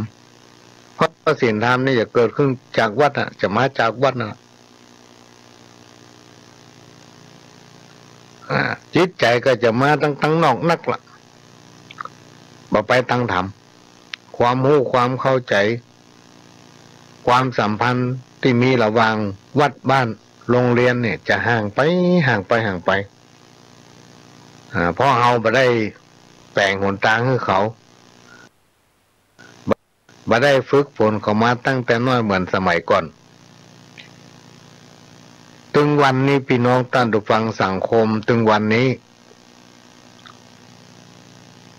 วันเวลามันโวยจะไปว่าอายุมงอี้กูถึงประเทศตายเตื้อกูจะอยู่ไปถ้าเมินอยู่ถ้าว่าอายุกูมองอั้นก่อนกูจิ้นจะไปวัดไปว่าปาลูกปาหลานเข้าไปอิ่มใจคนเอาหู้วันเกิดบ่หู้วันตายวันเวลามันโวยเราต้องแนะนำเขาตั้งแต่เวลานี้แล้วเอาเข้าถ้าเรามาแนะนำเขาไว้มันก็จะห่างไปเอาเข้ามีไผไปอยู่วัดละ วัดบางวัดโอ้อันอย่างก็มีครบกูยังแต่มีตู้เจ้าอยู่ตนเดียวเพราะนั้นก็นำมาฝากเป็นข้อคิดพี่น้องท่านผู้ฟังในฐานะที่เป็นชาวบ้านก็เอาสาระหมู่นี้มาฝากพี่น้องท่านผู้ฟังไว้เพื่อนำถ่ายทอดสอนลูกสอนหลานรักดีจงหนีชั่วบุคคลใดใฝ่ทางดีเพื่อหวังความสุขความเจริญก็ฮือเว้นฮือหลีกหนีจากความบดีทั้งหลายเพื่อประพฤติปฏิบัติแต่ความดีถึงวันครูบาอาจารย์เพิ่นบอกว่าจักมีความเจริญก้าวหน้าอย่างแน่นอนทำบุญกันเตอะมันบ่เสียหลายจัก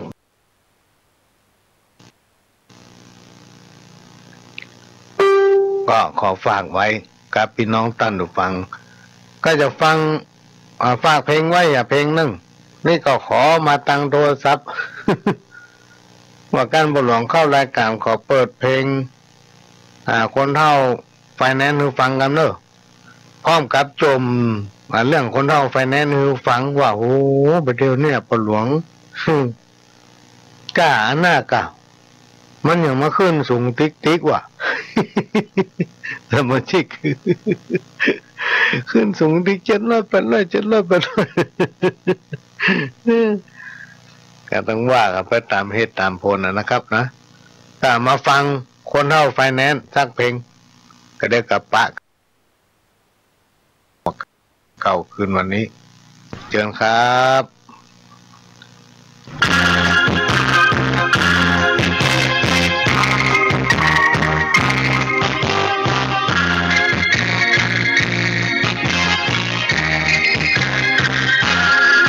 ตอกสักต้นสิ่งสักต้ เฮาประหยัดมีน้อยแต่ใจนั้นน้ำจะไหลเบาบางมีสลึงยืนบรรจบรถบาทถ้ามี10 บาททำให้บ่ร้อยต่อปานป้าแก้วมาใจกับพ่อกะอันที่ก่อนเป็นว้องในมือขนาดหยังอ่ะว้องไหวเอามาล่อใครล่ออย่างไรป้าแก้วแกนได้ลอดวองบ่เอาตัวแกนได้จับเอาแกนกับซ้ำดีปึ้งอะลุงยิงป้าแก้วว่าแต่รู้นี่ฮะมันว่าจะได้ก็ขนาดไข่ต้มแกนน่ะแกะแล้วน้ำป่าฮดเอาเข้าจิมันคือไข่แตกจังแท้แบบป้าแก้วฮะมันว่าเมื่อใดอันนี้มันเล่าขวัญแม่ผัวมันรู้นี่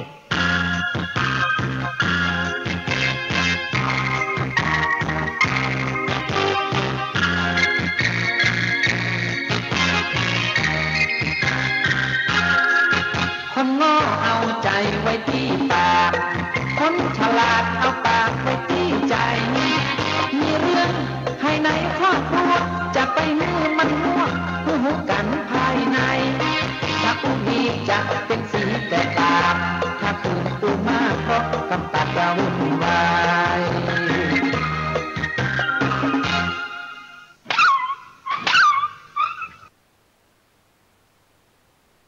หมานี่มันปากบดีโหหมาไปปากได้อย่าได้แม่มันก็เห่าอากะมันเห่าในบ้านดีอันนี้ไปเห่าตามกาตามลีเฮือแม่กาไข่เขาฟัง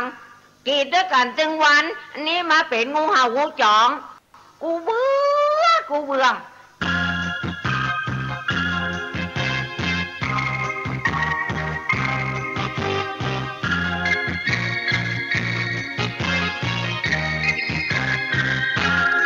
เสียมบาคนใส่ดำหนักปั๊มหูบังนักก็หูมันศึกษาเพื่อนกินบาเดียวหามาได้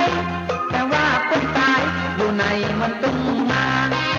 เข้าแก่แล้วก็จะไปมาแซมจะเอาเข้าไปแนมกับยาจันตา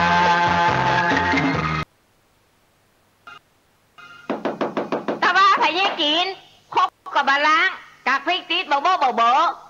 โอ้มันตึงบอกโป้ดีเท่ากิจิเนี่ยมีไผ่อยู่บนบ้านพ่อก่อครับอยู่เจ้ามีธุระหยังอันนี้บ้านป้าแก้วแม่นก่อครับแม่นแล้วหรอบ้านแม่แก้วอย่างนี้หยังผมว่าก็มาจวนแม่แก้วเนี่ยเข้าสมาชิกศพอีนะบ่เข้ามามีสตางค์บ่เป็นอย่างแม่แก้วบ่มีสตางค์นะแม่แก้วเอาสำเนาทะเบียนบ้านกับบัตรประชาชนเนี่ยให้ผมถ้าเปิดมาเก็บสตางค์นะผมจะออกให้แม่แก้วหมดแล้วถ้าแม่แก้วเสี่ยงบุญไปตายไปเหตุก็ดีผมได้เงินมา50,000ผมจะช่วยซบแม่แก้ว10,000โดยแม่แก้วไม่ต้องเสียอย่างสักบาทขอ15,000ได้ก็เอาอะกับแม่เฮาบ่ได้ออกเงินสักบาทสมัยบัดเดียวอ่ะเพิ่นถึงเอาคนเฮาเข้าไฟแนนซ์กันหมดอะไฟแนนซ์อย่างใดกูบ่เข้าใจสมัยกูบ่มีโอ้ยก็เอาคนเฮาเข้าสมาชิกศพนะกับแม่อีแม่ตายเมื่อใดเพิ่นถึงเอาเงินมาฮื้อสมัยแต่ก่อนเปื้อนกินหาได้เปื้อนตายหายากมาสมัยนี้เปื้อนกินหาบ่ได้เปื้อนตายหาง่ายเนาะ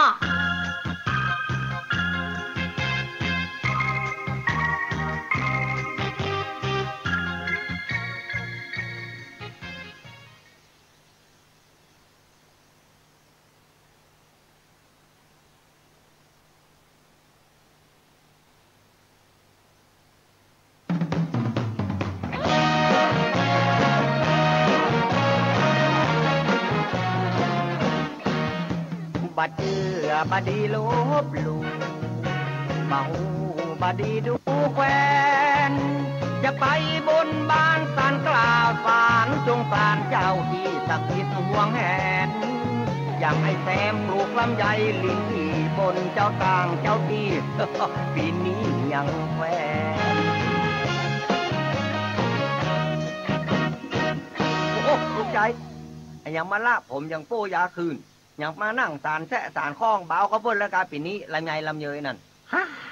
ขอแช่ตอบก่อนเถอะบาดแขมเสร็จแล้วจะตอบไปว่าปีแล้วนะบนหัวหมู2 หัวยังเอาแคบหมูไปเลี้ยงเหี่ยช่องไก่ต้ม2 ตัวยังเอาไข่ห้วนไปเหี่ย2 แกนมันบาดได้ชะตางแขมเฮ้ยเนี่ยลุงใจถ้าเอาอย่างอี้บอกเอาอย่างเปิ้นจังใต้กูน่ะ ถ้าเปิ้นไปบนสำเร็จแล้วเนี่ยเปิ้นจะเอาลิเกกาดนตรีกาไปเต้นแก้บนน่ะถ้าเจอมันชอบอย่างนี้ลูกเราก็บอกโอ้ยกำว่ากะเฉดนี่นะเจ้าอย่างไปบนมันก็ถึงจะอย่างเอี้ยกะน้องพอคนกล้าอันแกมอง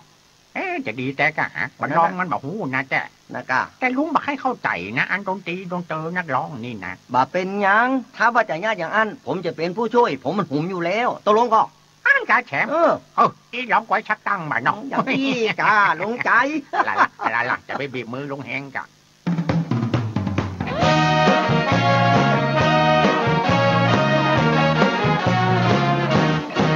นั่งหน้าชานแปลงหน้าบ้านหน้าอีโบนเจ้าตีหวังจะได้เงินแสนนั่งนึกงำพึมพรำกลับไหวขอพลลำใหญ่นั่นหน่วยใหญ่หายแป้งจะแก้บนโดนตีแดงชื่อสาวเชฟเชลนเดอร์เต้นให้เราบิ๊กแดนขอมันป้องนะเนี่ยแอบค่อยๆมาเอาจะมาบนเจ้าตีเปิ้นชื่ออันยังบ่ฮู้บ่แกโอ้กะเจ้าตีทั่วไปในชื่อหมดอ่ะมึงฮู้ได้อย่างใดแฉมนะลองก่อนลองบุญเอาถามเปิ้นก่อยเนาะนะฮะเจ๊ลูกมันเจ๊เชื่อเอาการใจเจ้าตีเจ้าดินเนาะสิ่งศักดิ์สิทธิ์ทั้งหลายวันนี้ลุงใจจะมาบักบนหนไว้ยังไม่เนาะบ่เอาอย่างแล้วล่ะนะเอาไว้ปีนี้ฮือลิ้นจีลำใหญ่น้อยดกขายแป้งแมงบักกินบัดแตกใบล่วงน้อยใหญ่เกล็ดเอมดก็แล้วกันว่าอันเตอะฉันลบเลยก็คือขอให้มันได้ชัก3 แสนเป้าหมายเดิมนะไอ้เตอะแล้วลุงใจจะมาแก้บนด้วยการเอาดนตรีมาเล่นเอานักเต้นมาลำเอาชาวงามมาเป็นแดนเซอร์ปุ่นชาเลนเดอร์เทปบ้าเนี่ยอันนี้ตัวอย่างเนอะอีกหน่อยมานี่โอ้ยมานี่สวัสดีเจ้าตี้เปิ่นเหียลูกสวัสดีเจ้าเชียงบานหรือเปล่าเจ้าตี้แล้วลุงใจบอก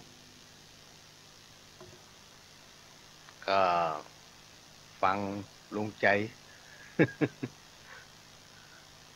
ลุงใจมาบนบางคนบ่เคยเนี่ยอย่างฟังอย่างพี่น้องท่านผู้ฟังโอ้โหที่ทีมห้องแมลงนี่เอาแล้วลูก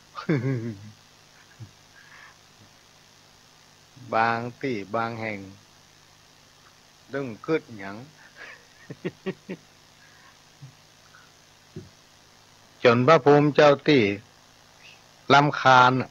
กันใกล้จะถึงวันที่1ใกล้ถึงวันที่ที่อื่น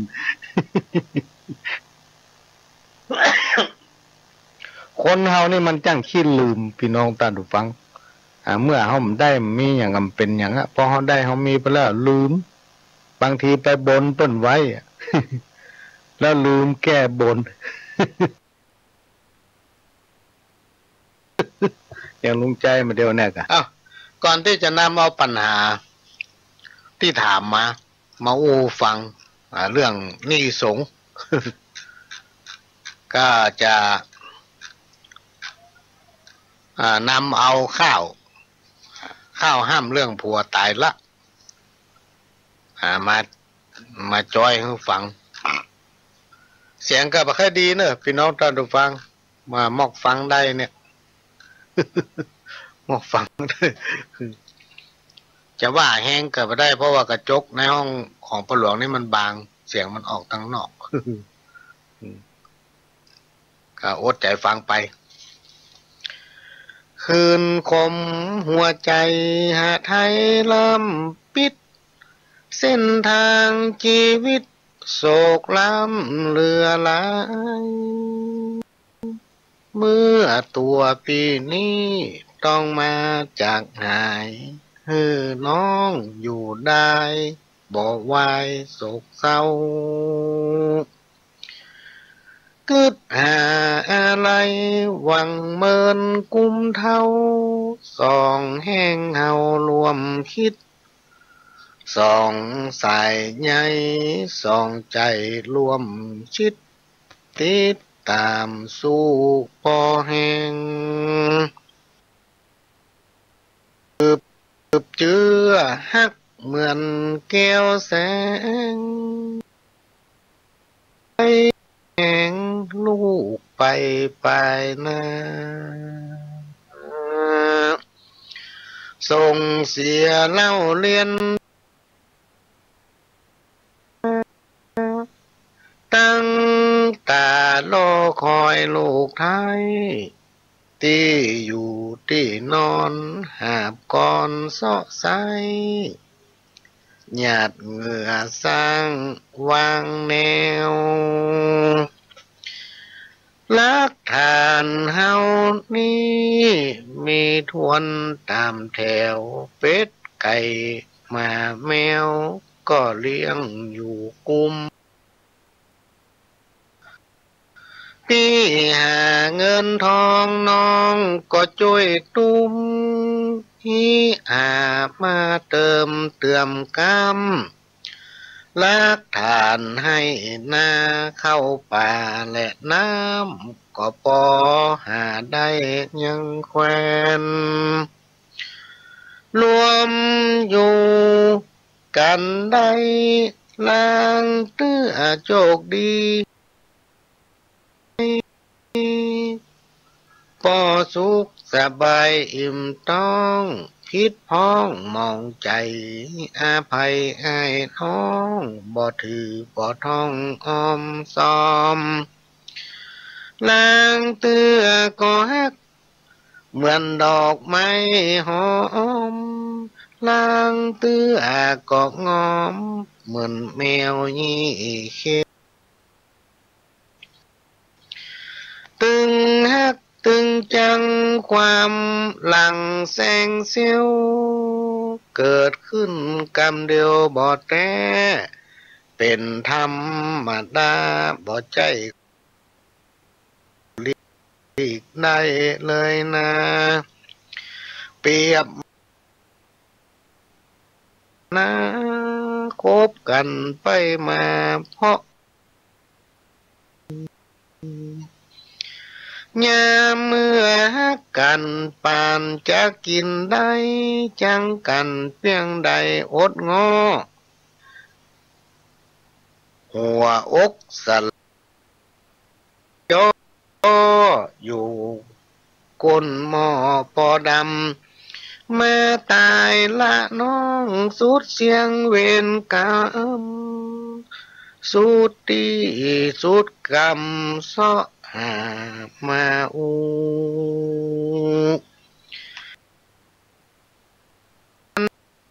ต่อสู้อยู่กินเมินมาแต่ไทยนึกถึงความดีที่แก่เท่านี่ลาไปแล้วบ่ปิกบอกกลับมาหาบอกตันสั่งลาก็มาด่วนสิ้นน้องตัวคนเดียวใจจะขาดวินเลี้ยวหาตั้งใดบ่พบมาละจากกันเว้นตันควายคบจาดหน้าลังมาตันบ่ลืมปีไทยที่อยู่แดนสวรรค์หรือถิ่นนิพพานฮือรออยู่หันกันผลบุญการนุนเตียงมันจะตามต้วยไปจวบพบถึงดวงวิญญาณก็ยังเคารพบุเพรวมสร้างวนเวียนตึงชีวิตนี้จักหาภัยเหมือนดาวคู่เดือนกู้เฮือนกู้เยาอันนี้ก็เข้าท่ามกันเนอะพี่น้องท่านผู้ฟังก็แต่งมาเลยนะครับมันจะเหมือนกันกับเป็นหยังกับหรือว่าเหมือนไผกับเป็นหยังคับกันเข้ากันก็เป็นหยังบ่เข้ากันก็เป็นหยังก่อนที่จะนำเอาข้าวมาอ่านให้ฟังก็จะมาตอบทวนจดหมายนี่กรรมเนาะ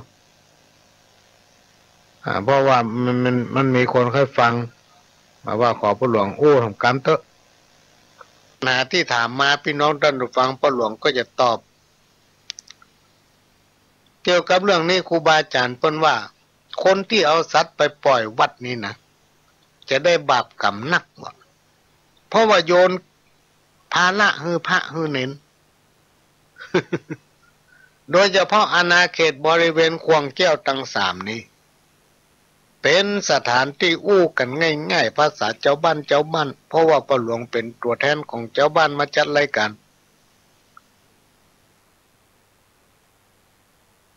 เป็นสถานที่ปฏิบัติศาสนกิจในทางพุทธศาสนาอู้ตามภาษาเฮาก็คือเป็นควงแก้วทั้งสาม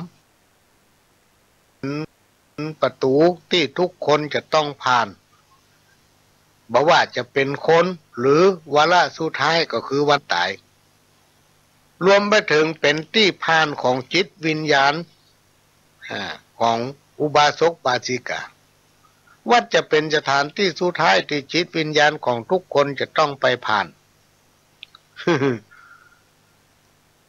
เมื่อยังมีชีวิตอยู่ถ้าประกอบกรรมดี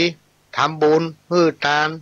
ได้ฮือการอนุเคราะห์ช่วยเหลือบอกว่าจะเป็นการบูรณะปฏิสังขรณ์ศาสนวัตถุได้กินได้ทานมาคาดตามกำลังของตนเมื่อตายก็จะไปสู่ทางดีจิตวิญญาณก็จะปะพบสิ่งดีๆบัดตกทางที่ห้อนที่ให้บัดทุกเวทนาห้อนก็ได้อาบอยากก็ได้กินสมใจนึกกูด้านนี่ครูบาอาจารย์เพิ่นกล่าวไว้นะ ก็ได้จะมาถามป้าหลวงเคยตายมาละกะเอ็มละ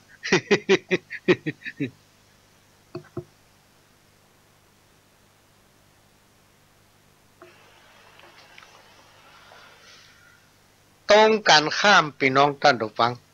ถ้าเฮาทำความบดีได้เผลอตัวไปด่าตุด่าลบลู่ทรณีสงฆ์เมื่อตายไปก่อนที่จะหับใจกรรมที่ตนเองได้ก่อขึ้นเมื่อยังมีชีวิตจิตวิญญาณของคนคนนั้นจะต้องจดใจกรรมบาปที่ตนก่อก็จะได้รับทุกขเวทนาฮ้อนก็ไม่ได้อาบอยากก็ไม่ได้กินเมื่อใจกรรมอันนี้แล้วจิตวิญญาณก็จะต้องไปตกอยู่อบายภูมิลงมรณะ มาอู้ถึงสัตว์เลี้ยงครูบาอาจารย์ได้กล่าวไว้ว่าบรรดาสัตว์เลี้ยงตั้งหลายที่อยู่กับเฮาเนี่ยล้วนแต่เป็นเจ้ากรรมนายเวรที่มีความผูกพันกับคนเลี้ยงเดิมอย่างแน่นอนเกิดมาก็เลยมาจดใจกรรมเป็นกรรมซึ่งกันอดีตชาติปางก่อนแล้วสัตว์ที่ถูกนำไปอาจจะเกยเป็นพ่อเป็นแม่เป็นญาติพี่น้องเป็นลูกเป็นหลานเป็นเพื่อนเป็นคนที่เคยรู้จักสนิทสนมกันมาก่อนเมื่อยังมีชีวิตอยู่ยังเมืองคน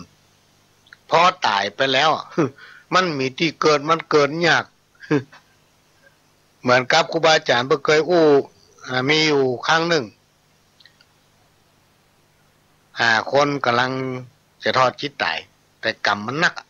คนเนี้ยบ่เคยทำความดีขวางบ้านขวางเมืองเปิ้นว่าอันใดดีมัน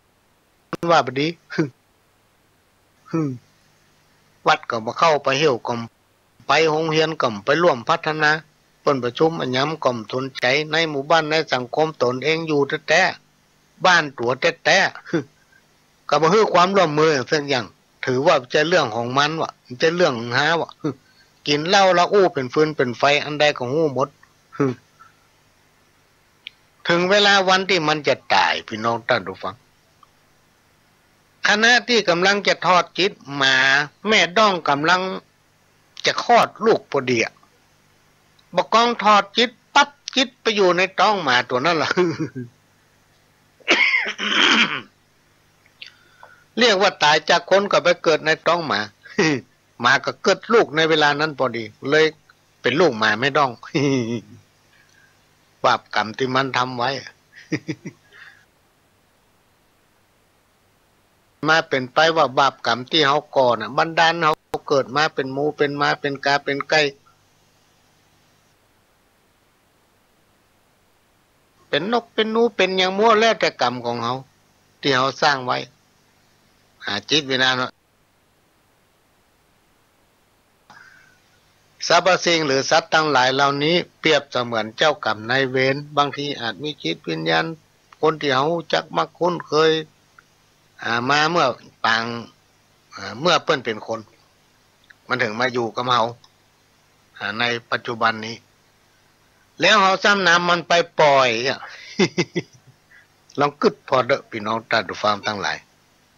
บางคนนี่เอาใส่กรงเล็กจัดงามมา2 ชั้นกันนะเอากระแจล็อกเอาไปปล่อยไว้ในวัดเอาใส่กรงเอายกลงไว้วัดข้างพระธาตุแจ้งเจ้ามาพระน้อยขยมจะออกบิณฑบาตได้ยินเสียงงอกๆแง่ๆข้างพระธาตุจะว่าผีล็อกกำใจมันเสียงอันอย่างแปลกพิลึกเข้าไปพอเป็นว่าหมาน้อยทั้งหลายอยู่ในกรงเล็กจัดงามขแจมัดโซ่มัดมีขแจล็อกด้วยทั้งโอ้บางเจ้าตื่นมาจะงามสลุ่มมืดหรอกดิ้นได้ขยุกอยู่เตียนข้างประตูวัดไปเปิดพ่อมาอยู่เต็มกระสอบบางทีก็แมวสัตว์ตั้งหลายมาปล่อยเขาก็จะมีความแค้นความอาฆาตยิ่งเป็นสัตว์พิการยิ่งหายพี่น้องท่านผู้ฟังเป็นบาปเป็นกรรมกับผู้ที่กระทำข้อกรรมในเวรนั้นจะต้องตามมาถึงเฮามันจะมาลาวีคนที่ทำเนี่ยเลิกและมันไม่แจ้กันบอกว่าเขาจะไปเกิดในภาคภูมิพบไหนก็แล้วแต่เจ้ากรรมมันจะเป็นเจ้ากรรมเจ้าเวรตามเขาไปทุกจัดนี่ครูบาอาจารย์เพิ่นนะถ้าปหลวงคนเดียวก็ได้จะมีคนโทรมาถามปหลวงเกิดตายละกายหมอครูบาอาจารย์ยังได้กล่าวไว้ว่าลองสังเกตพอเตอะคนที่ชอบเอาสัตว์ไปปล่อยวัดนั้นชีวิตของคนนั้นจะเป็นอย่างไรประการแรกคือสุขภาพบ่ค่อยดีมีสตางค์เต็มกระเป๋าแต่ก็อดมื้อกินมื้ออยากอันนั้นก็ไม่ได้กินอยากอันนี้ก็ไม่ได้กินสตางค์ไม่เต็มถุงไปซื้อบ่ได้แก้วแหวนเงินคำมีเป็นมัดแต่ว่าไปเสาะหากินตามความต้องการของตัวบ่ได้บางทีหามาก่อมพอกินเจ็บมาเบียดเบียนอยู่เรื่อยๆบึดหนึ่งก็เป็นหนึ่งบึดหนึ่งก็เป็นหนึ่งเนี่ยการทำงานอันยังก็มีความสำเร็จธุรกิจก็มาราบรื่นเพราะว่ามีเจ้ากรรมเจ้าเวรเขาอาฆาตอยู่ตลอดเวลาอย่างที่เนี่ยยิ่งเอาหมาเอาแมวไปปล่อยวัดทำให้เป็นภาระของสงฆ์ต้องเลี้ยงดูนี่ถือเป็นบาปกรรมยังนักติดหนี้สงฆ์ สร้างภาระให้สงฆ์หรอกอันเนี้ยพี่น้องท่านผู้ฟังทั้งหลายครูบาอาจารย์เป็นฟังแล้วยังคนคิงลูกคนคิงลูกเลยนะการปล่อยสัตว์เพื่อแก้เคล็ดก็อย่างเดียวกันการสะเดาะข้อแก้กรรมทั้งหลายก็เหมือนกันพี่น้องท่านผู้ฟังเราต้องพิจารณาให้ดีนะเอานกเอาหนูเอาปลาเย็นปลาดุกปลาลิมไปปล่อยเราต้องคิดถึงว่าที่เราเอาเปิ้นไปปล่อยนั้นมันอุดมสมบูรณ์ดีกว่าบ่ใช่เอาไปปล่อยแล้วเปิ้นอดเปิ้นอยากคำเดียวก็ตายซ้ำให้แทนที่จะได้ไปสวรรค์กลับได้บาปมีกรรมเพิ่มนักขึ้นทำดีแล้วได้เพทำดีได้เพีย การปล่อยสัตว์ที่ ได้บุญแต่เนี่ยครูบาอาจารย์เปิ้นกล่าวไว้ว่าเลือกหรือเสาะหาเอาสัตว์ที่บรรดาปอกก้าแม่ก้าทั้งหลายตั้งใจจะจับมาฆ่าเพื่อเอามาขายอันเนี้ยพี่น้องท่านผู้ฟังทั้งหลายมันเป็นการสะเดาะเคราะห์ส่งข้อสัตว์จะได้บุญนักพ่อได้หรือช่วยให้เขารุดพ้นจากความตายและก็ต้องมาพิจารณาให้ดีๆว่าเมื่อเขาไถ่ถอนชีวิตสัตว์เหล่านี้มาแล้วจะเอาไปให้ไผเลี้ยงเมื่อเขานำไปเลี้ยงเขาเลี้ยงดีก็สัตว์ได้อยู่ดีกินดีก็ถ้าว่าสัตว์ที่เขาไถ่ถอนชีวิตมานั้นเปิ้นได้อยู่ดีกินดีมีความสุขเฮาเนี่ยก็พลอยที่จะได้รับสิ่งดีๆจะมีความสุขทางด้านร่างกายจิตใจรวมไปถึงความเป็นอยู่จักได้บังเกิดขึ้นกับเฮาบุญนั้นดีจังมีผลบุญมาตอบสนองเฮาในที่สุดการชีวิตสัตว์เหมือนกับว่ามีครูบาอาจารย์เพิ่นมีอยู่เรื่องนึงตึงวันตู้ลงก็ตีระฆังสูตรมนต์เพราะว่าตี5ตี4เกิ้งนี่ไปตีระฆังนะหรอกกังตู้ลงจะสูตรมนต์ทำวัดเจ้าพอทำวัดเจ้าแล้วเปิ้นก็จะออกบิณฑบาตมีอยู่วันหนึ่งพี่น้องท่านผู้ฟังตู้ลุงไปกินอย่างบ่ฮู้รู้ต้องวันคับนะตู้ลุงสมัยตะคอนมาแล้วตู้ลุงรู้ต้องวันค่ำเตียวเข้าห้องน้ำวันค่ำเมื่อคืนทำคืนหุ่งไม่ได้หลับ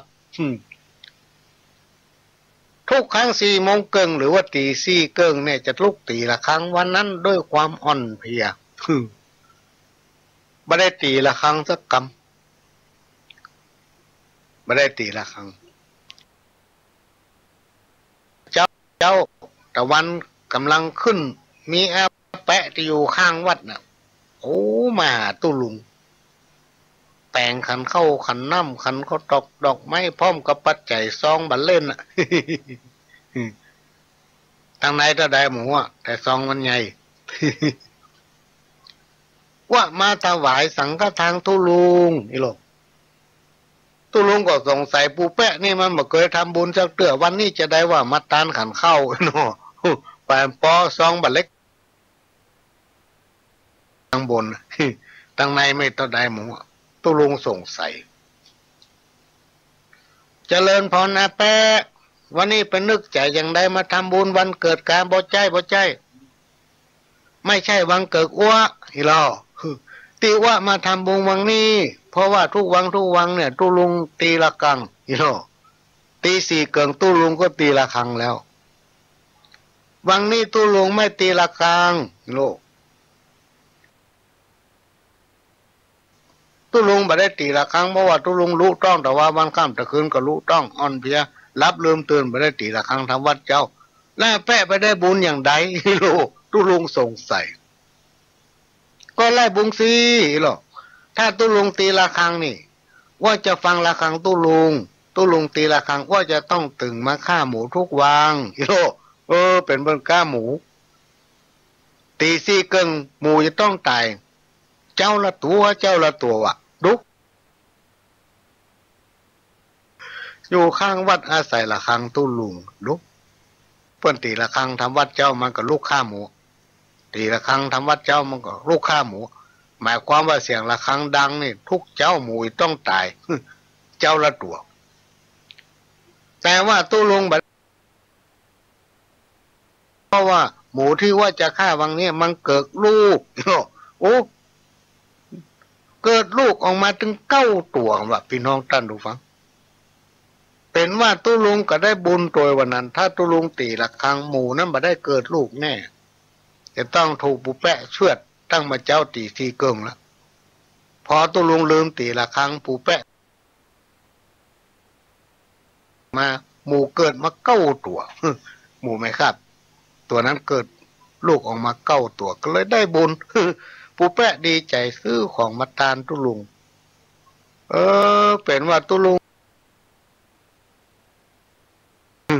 ทำให้ปู่แปะได้บุญหมูก็รอดตายไปพอเกิดลูกมาเก้าตัว อันเนี้ยพี่น้องได้ฟังกล้ามาเทียบให้ฟังการเราพูดตั้งหลายบอกควรประมาทควรจะทำอยู่เป็นอาจินบอกว่าจะเป็นการทำบุญตักบาตรถวายปัจจัยหรือว่าสตางค์เป็นก้าน้ำก้าไฟก้าใจจ่ายต่างๆในวัดการถวายหินดินทรายซึ่งเป็นสิ่งประกอบการก่อสร้างศาสนสถานศาสนวัตถุต่างๆรวมไปถึงของจำเป็นที่พระสงฆ์องค์เน้นจะต้องใช้ในขณะที่เราทำบุญก็คือตั้งจิตอธิษฐานบุญกุศลที่ข้าพเจ้าได้กระทำในกาลบัดนี้ขอเป็นกรรมดีเป็นพละบุญกุศลเพื่อชำระหนี้สงฆ์และเจ้ากรรมนายเวรตั้งแต่ในอดีตชาติจนถึงปัจจุบันถึงที่หู้ตัวและบ่ได้หู้ตัวถึงที่ได้เจตนาทำหรือว่าบ่ได้กระทำเองแต่ไปมีส่วนร่วมในการกระทำอันนี้มันมีเนอะพี่น้องท่านผู้ฟัง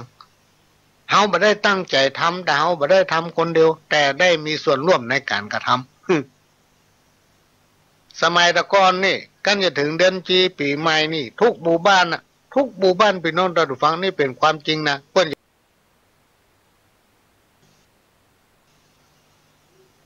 เฮาบ่มีเจตนาทำแต่เวลาเปิ้นมาถามมาเจ้าหมูสังหุ้นก็ควายสังหุ้นก็วัวสังหุ้นก็เฮาก็เอาก็เปิ้นเนี่ยเอามาอุ้ยหุ้นเนยอันนี้ก็คือมีส่วนร่วมในการกระทำ ก็ได้มาขออโหสิกรรมถึงมีส่วนร่วมและบ่มีส่วนร่วมขออโหสิกรรมขอกรรมดีๆที่ข้าพเจ้าได้กระทำในกาลบัดนี้จงเป็นพละปัจจัยแก่ข้าพเจ้าและขจัดความขัดข้องหรือความวิบัติอันจะเกิดขึ้นกับข้าพเจ้าขอให้ระงับกับหายไปตั้งแต่บัดนี้อนุโมทนาสาธุสาธุสาธุว่า3 คำสิ่งทั้งหลายที่เฮาคิดบ่ถึงที่เฮาได้ทำมาที่เฮาได้ประมาทด้วยกายด้วยใจอย่างมันจะก้อยระงับกับหายไปเมื่อเฮามันทำอย่างเงี้ยถึงวันพี่น้องท่านผู้ฟังแล้วสิ่งทั้งหลายเหล่านี้มันจะบรรเทาเบาบางลงเรื่องการตกนรกด้วยการอมของบริจาคไปกินของตายครูบาอาจารย์บอกเรื่องนี้มันเป็นเส้นผมบางภูเขาเขาอมเงินบริจาคกินเงินที่เปิ้นกินเปิ้นตาลเนี่ยเป็นเงินที่เปิ้นอนุโมทนาฮื้อตาลแล้วคนที่นำไปใจโดยบ่ได้รับอนุญาตมีโทษนักตกหม้อนรกสถานเดียวบ่มีอภัยหรอก ครูบาอาจารย์เมื่อเก่าแล้วสิ่งทั้งหลายเหล่านี้บ่มีอุทธรณ์พี่น้องท่านผู้ฟังคนเอาฮู้วันเกิดบ่ฮู้วันตายถึงเวลาที่เฮาจะตายมาแม้นว่าเฮามีเงินเป็นแสนเป็นล้านมีรถจิบรถเก๋งสมบัติเป็นจำนวนนักก็ไม่สามารถที่ยื้อแลกเอาชีวิตของคนคนนั้นได้เพราะนั้นบาปบุญคุณโทษนี้มีอยู่ในตัวตนและใกล้เฮาที่สุดเอาสังเกตดูคนสมัยก่อนเนี่ยพี่น้องท่านผู้ฟังเวลาเปิ้นจะเข้าวัดเปิ้นจะถอดเกือกหรอกถอดรองเท้าบ่ซุบเข้าวัดเพราะเปิ้นกลัวเอาขี้ทรายทางนอกเข้าไปเหี้ยในวัดเวลาเปิ้นอยู่ในวัดเปิ้นก็บ่ซุบเกือกออกจากในวัดเปิ้นกลัวว่าจะเอาขี้ทรายอย่างเงี้ยออกจากวัดไปเหี้ยทางนอกรวมไปถึงติดตีนไปบ้านไปจ่องอย่างนี้เป็นต้นเปิ้นถือแท้ครูบาอาจารย์ยังกล่าวไว้ว่าสมมติว่ามีต้นไม้มีอย่างต่างๆที่ภาพไปแล้วเอาไปทำลายเอาไปเอาด้วยความมู่เท่าถึงการไปโลภไปอำโอเค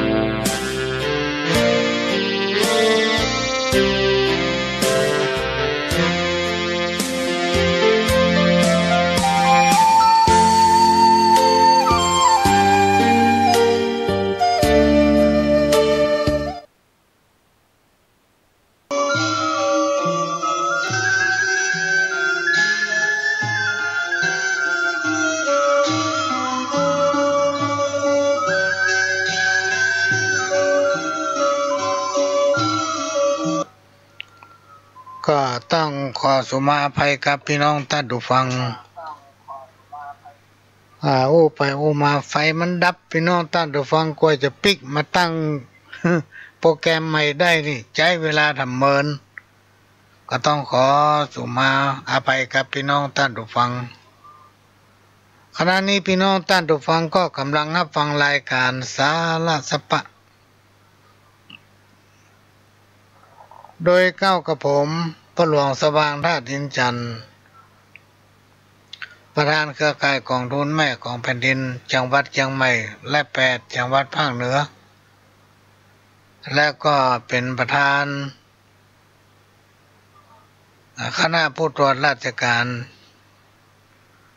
ภาคประชาชนจังหวัดเชียงใหม่ก็มาปะพี่น้องท่านผู้ฟังตั้งสถานีวิทยุกระจายเสียงพระพุทธศาสนาแห่งชาติและสังคมขึ้นเพื่อการศึกษาพระพุทธศาสนาและวัฒนธรรม FM 104.5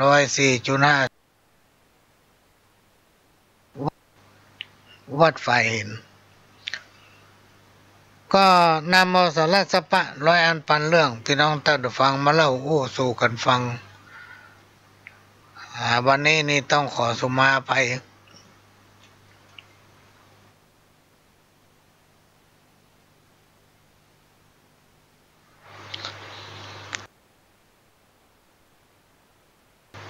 ฟัง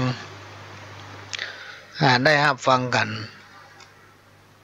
กว่าเวลาก็ใกล้จะหมดพี่น้องท่านผู้ฟังพอดีไฟมันดับที่บ้านพ่อหลวงนี่มันถึงลำบากหน่อยบางทีกันมืดฟ้าบดฝน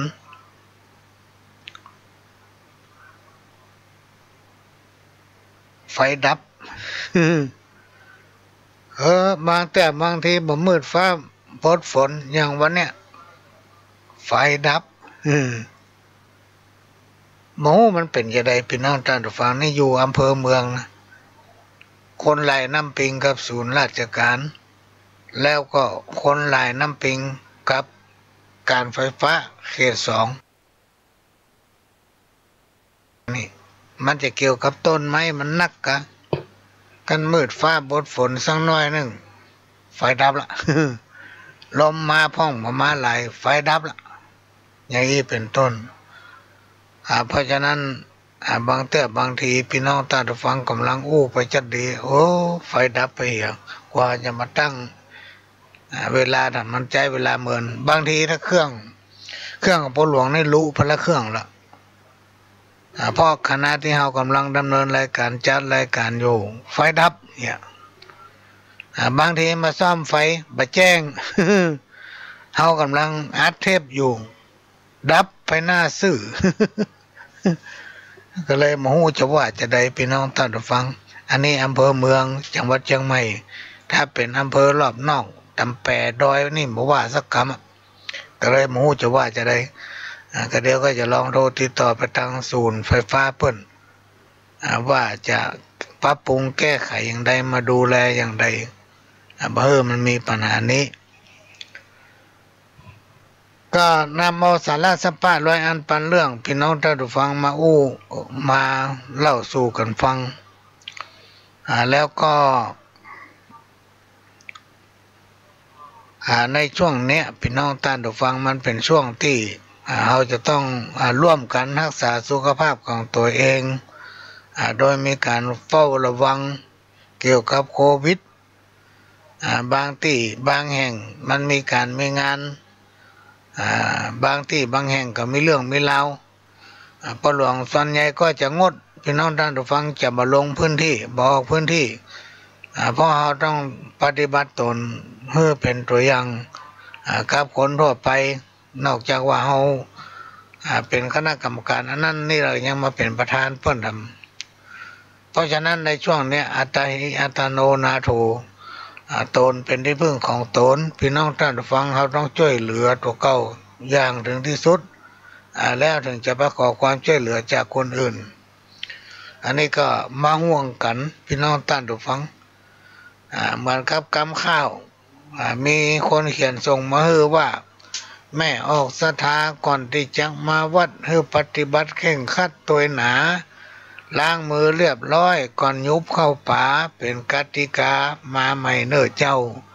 จะยุบจะกำใส่บาตรใส่เข้านั้นขอเตือนบอกไว้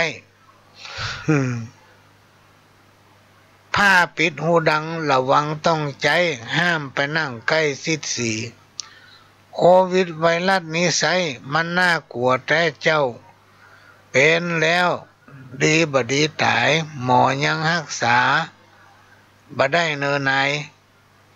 ยาแก้ก็แล้วยาฝนก็บ่หายหิมตายเนอโควิดมันร้ายยิ่งกว่าไวรัสทั้งหลายเฮ้อระวังเนอเจ้าพี่นายน้องปู่ป้าลุงใหญ่วิธีป้องกันป้อเมืองเชียงใหม่เฮาบรรยาย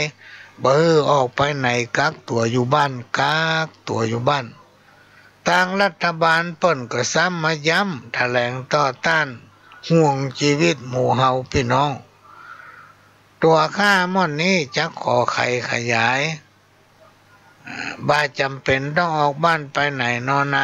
บัดเดียวเดี๋ยวนี้ไวรัสโควิดมันแพร่ขยายไปเหี่ยคู่บ้านเนิ่นนายเฮ้อใส่หน้ากากไว้บอกว่าออกบ้านไปไหนเพื่อความสบายถึงเพิ่นถึงเจ้าถึงวันนี้เป็นที่ตกใจโควิดนี้มันหายหมอกควันก็หลายปกคลุมตัวบ้าน อันนี้เป็นคำข้าวที่เพิ่นแต่งมาแต่ที่จริงพี่น้องท่านผู้ฟังคนเฮามนุษย์เกิดมาแล้วต้องตายสัตว์โลกโลกาหากมีชรารวยแหงแก่เท่าเป็นธรรมดาบอกว่าข้าได้เจ้าสัตว์ใหญ่น้อยตายมากันทุกคนแต่ว่าต้องรักษาคุณสุขภาพของตัวเก่าพี่น้องท่านผู้ฟังให้มันอยู่ได้มันอยู่ได้อาจจะไปสอดเหนือล่องใต้ต้องกักตัวอันใดที่ดีเว้นก็เว้นเดี๋ยวมันจะมีปัญหาติดตามมาก็อู้ไปอู้มาพระหลวงก็จะได้ทำบุญเป็นส่วนตัวนะพี่น้องท่านผู้ฟังไม่ได้บอกไผ่ลายก็กะคนสัก2-3 คนเนี่ยจะทำบุญที่ลานพระศูนย์เรียนรู้ชุมชนบ้านตาดลองขี้ควายเนี่ยเนื่องจากว่าตั้งแต่เกษียณมาไม่ได้ไปดูแลเลยวันวิสาขะตั้งแต่10 โมงเป็นต้นไปก็จะทำบุญเห็นน้อยหนึ่งก็ไม่ได้บอกไผ่ลาย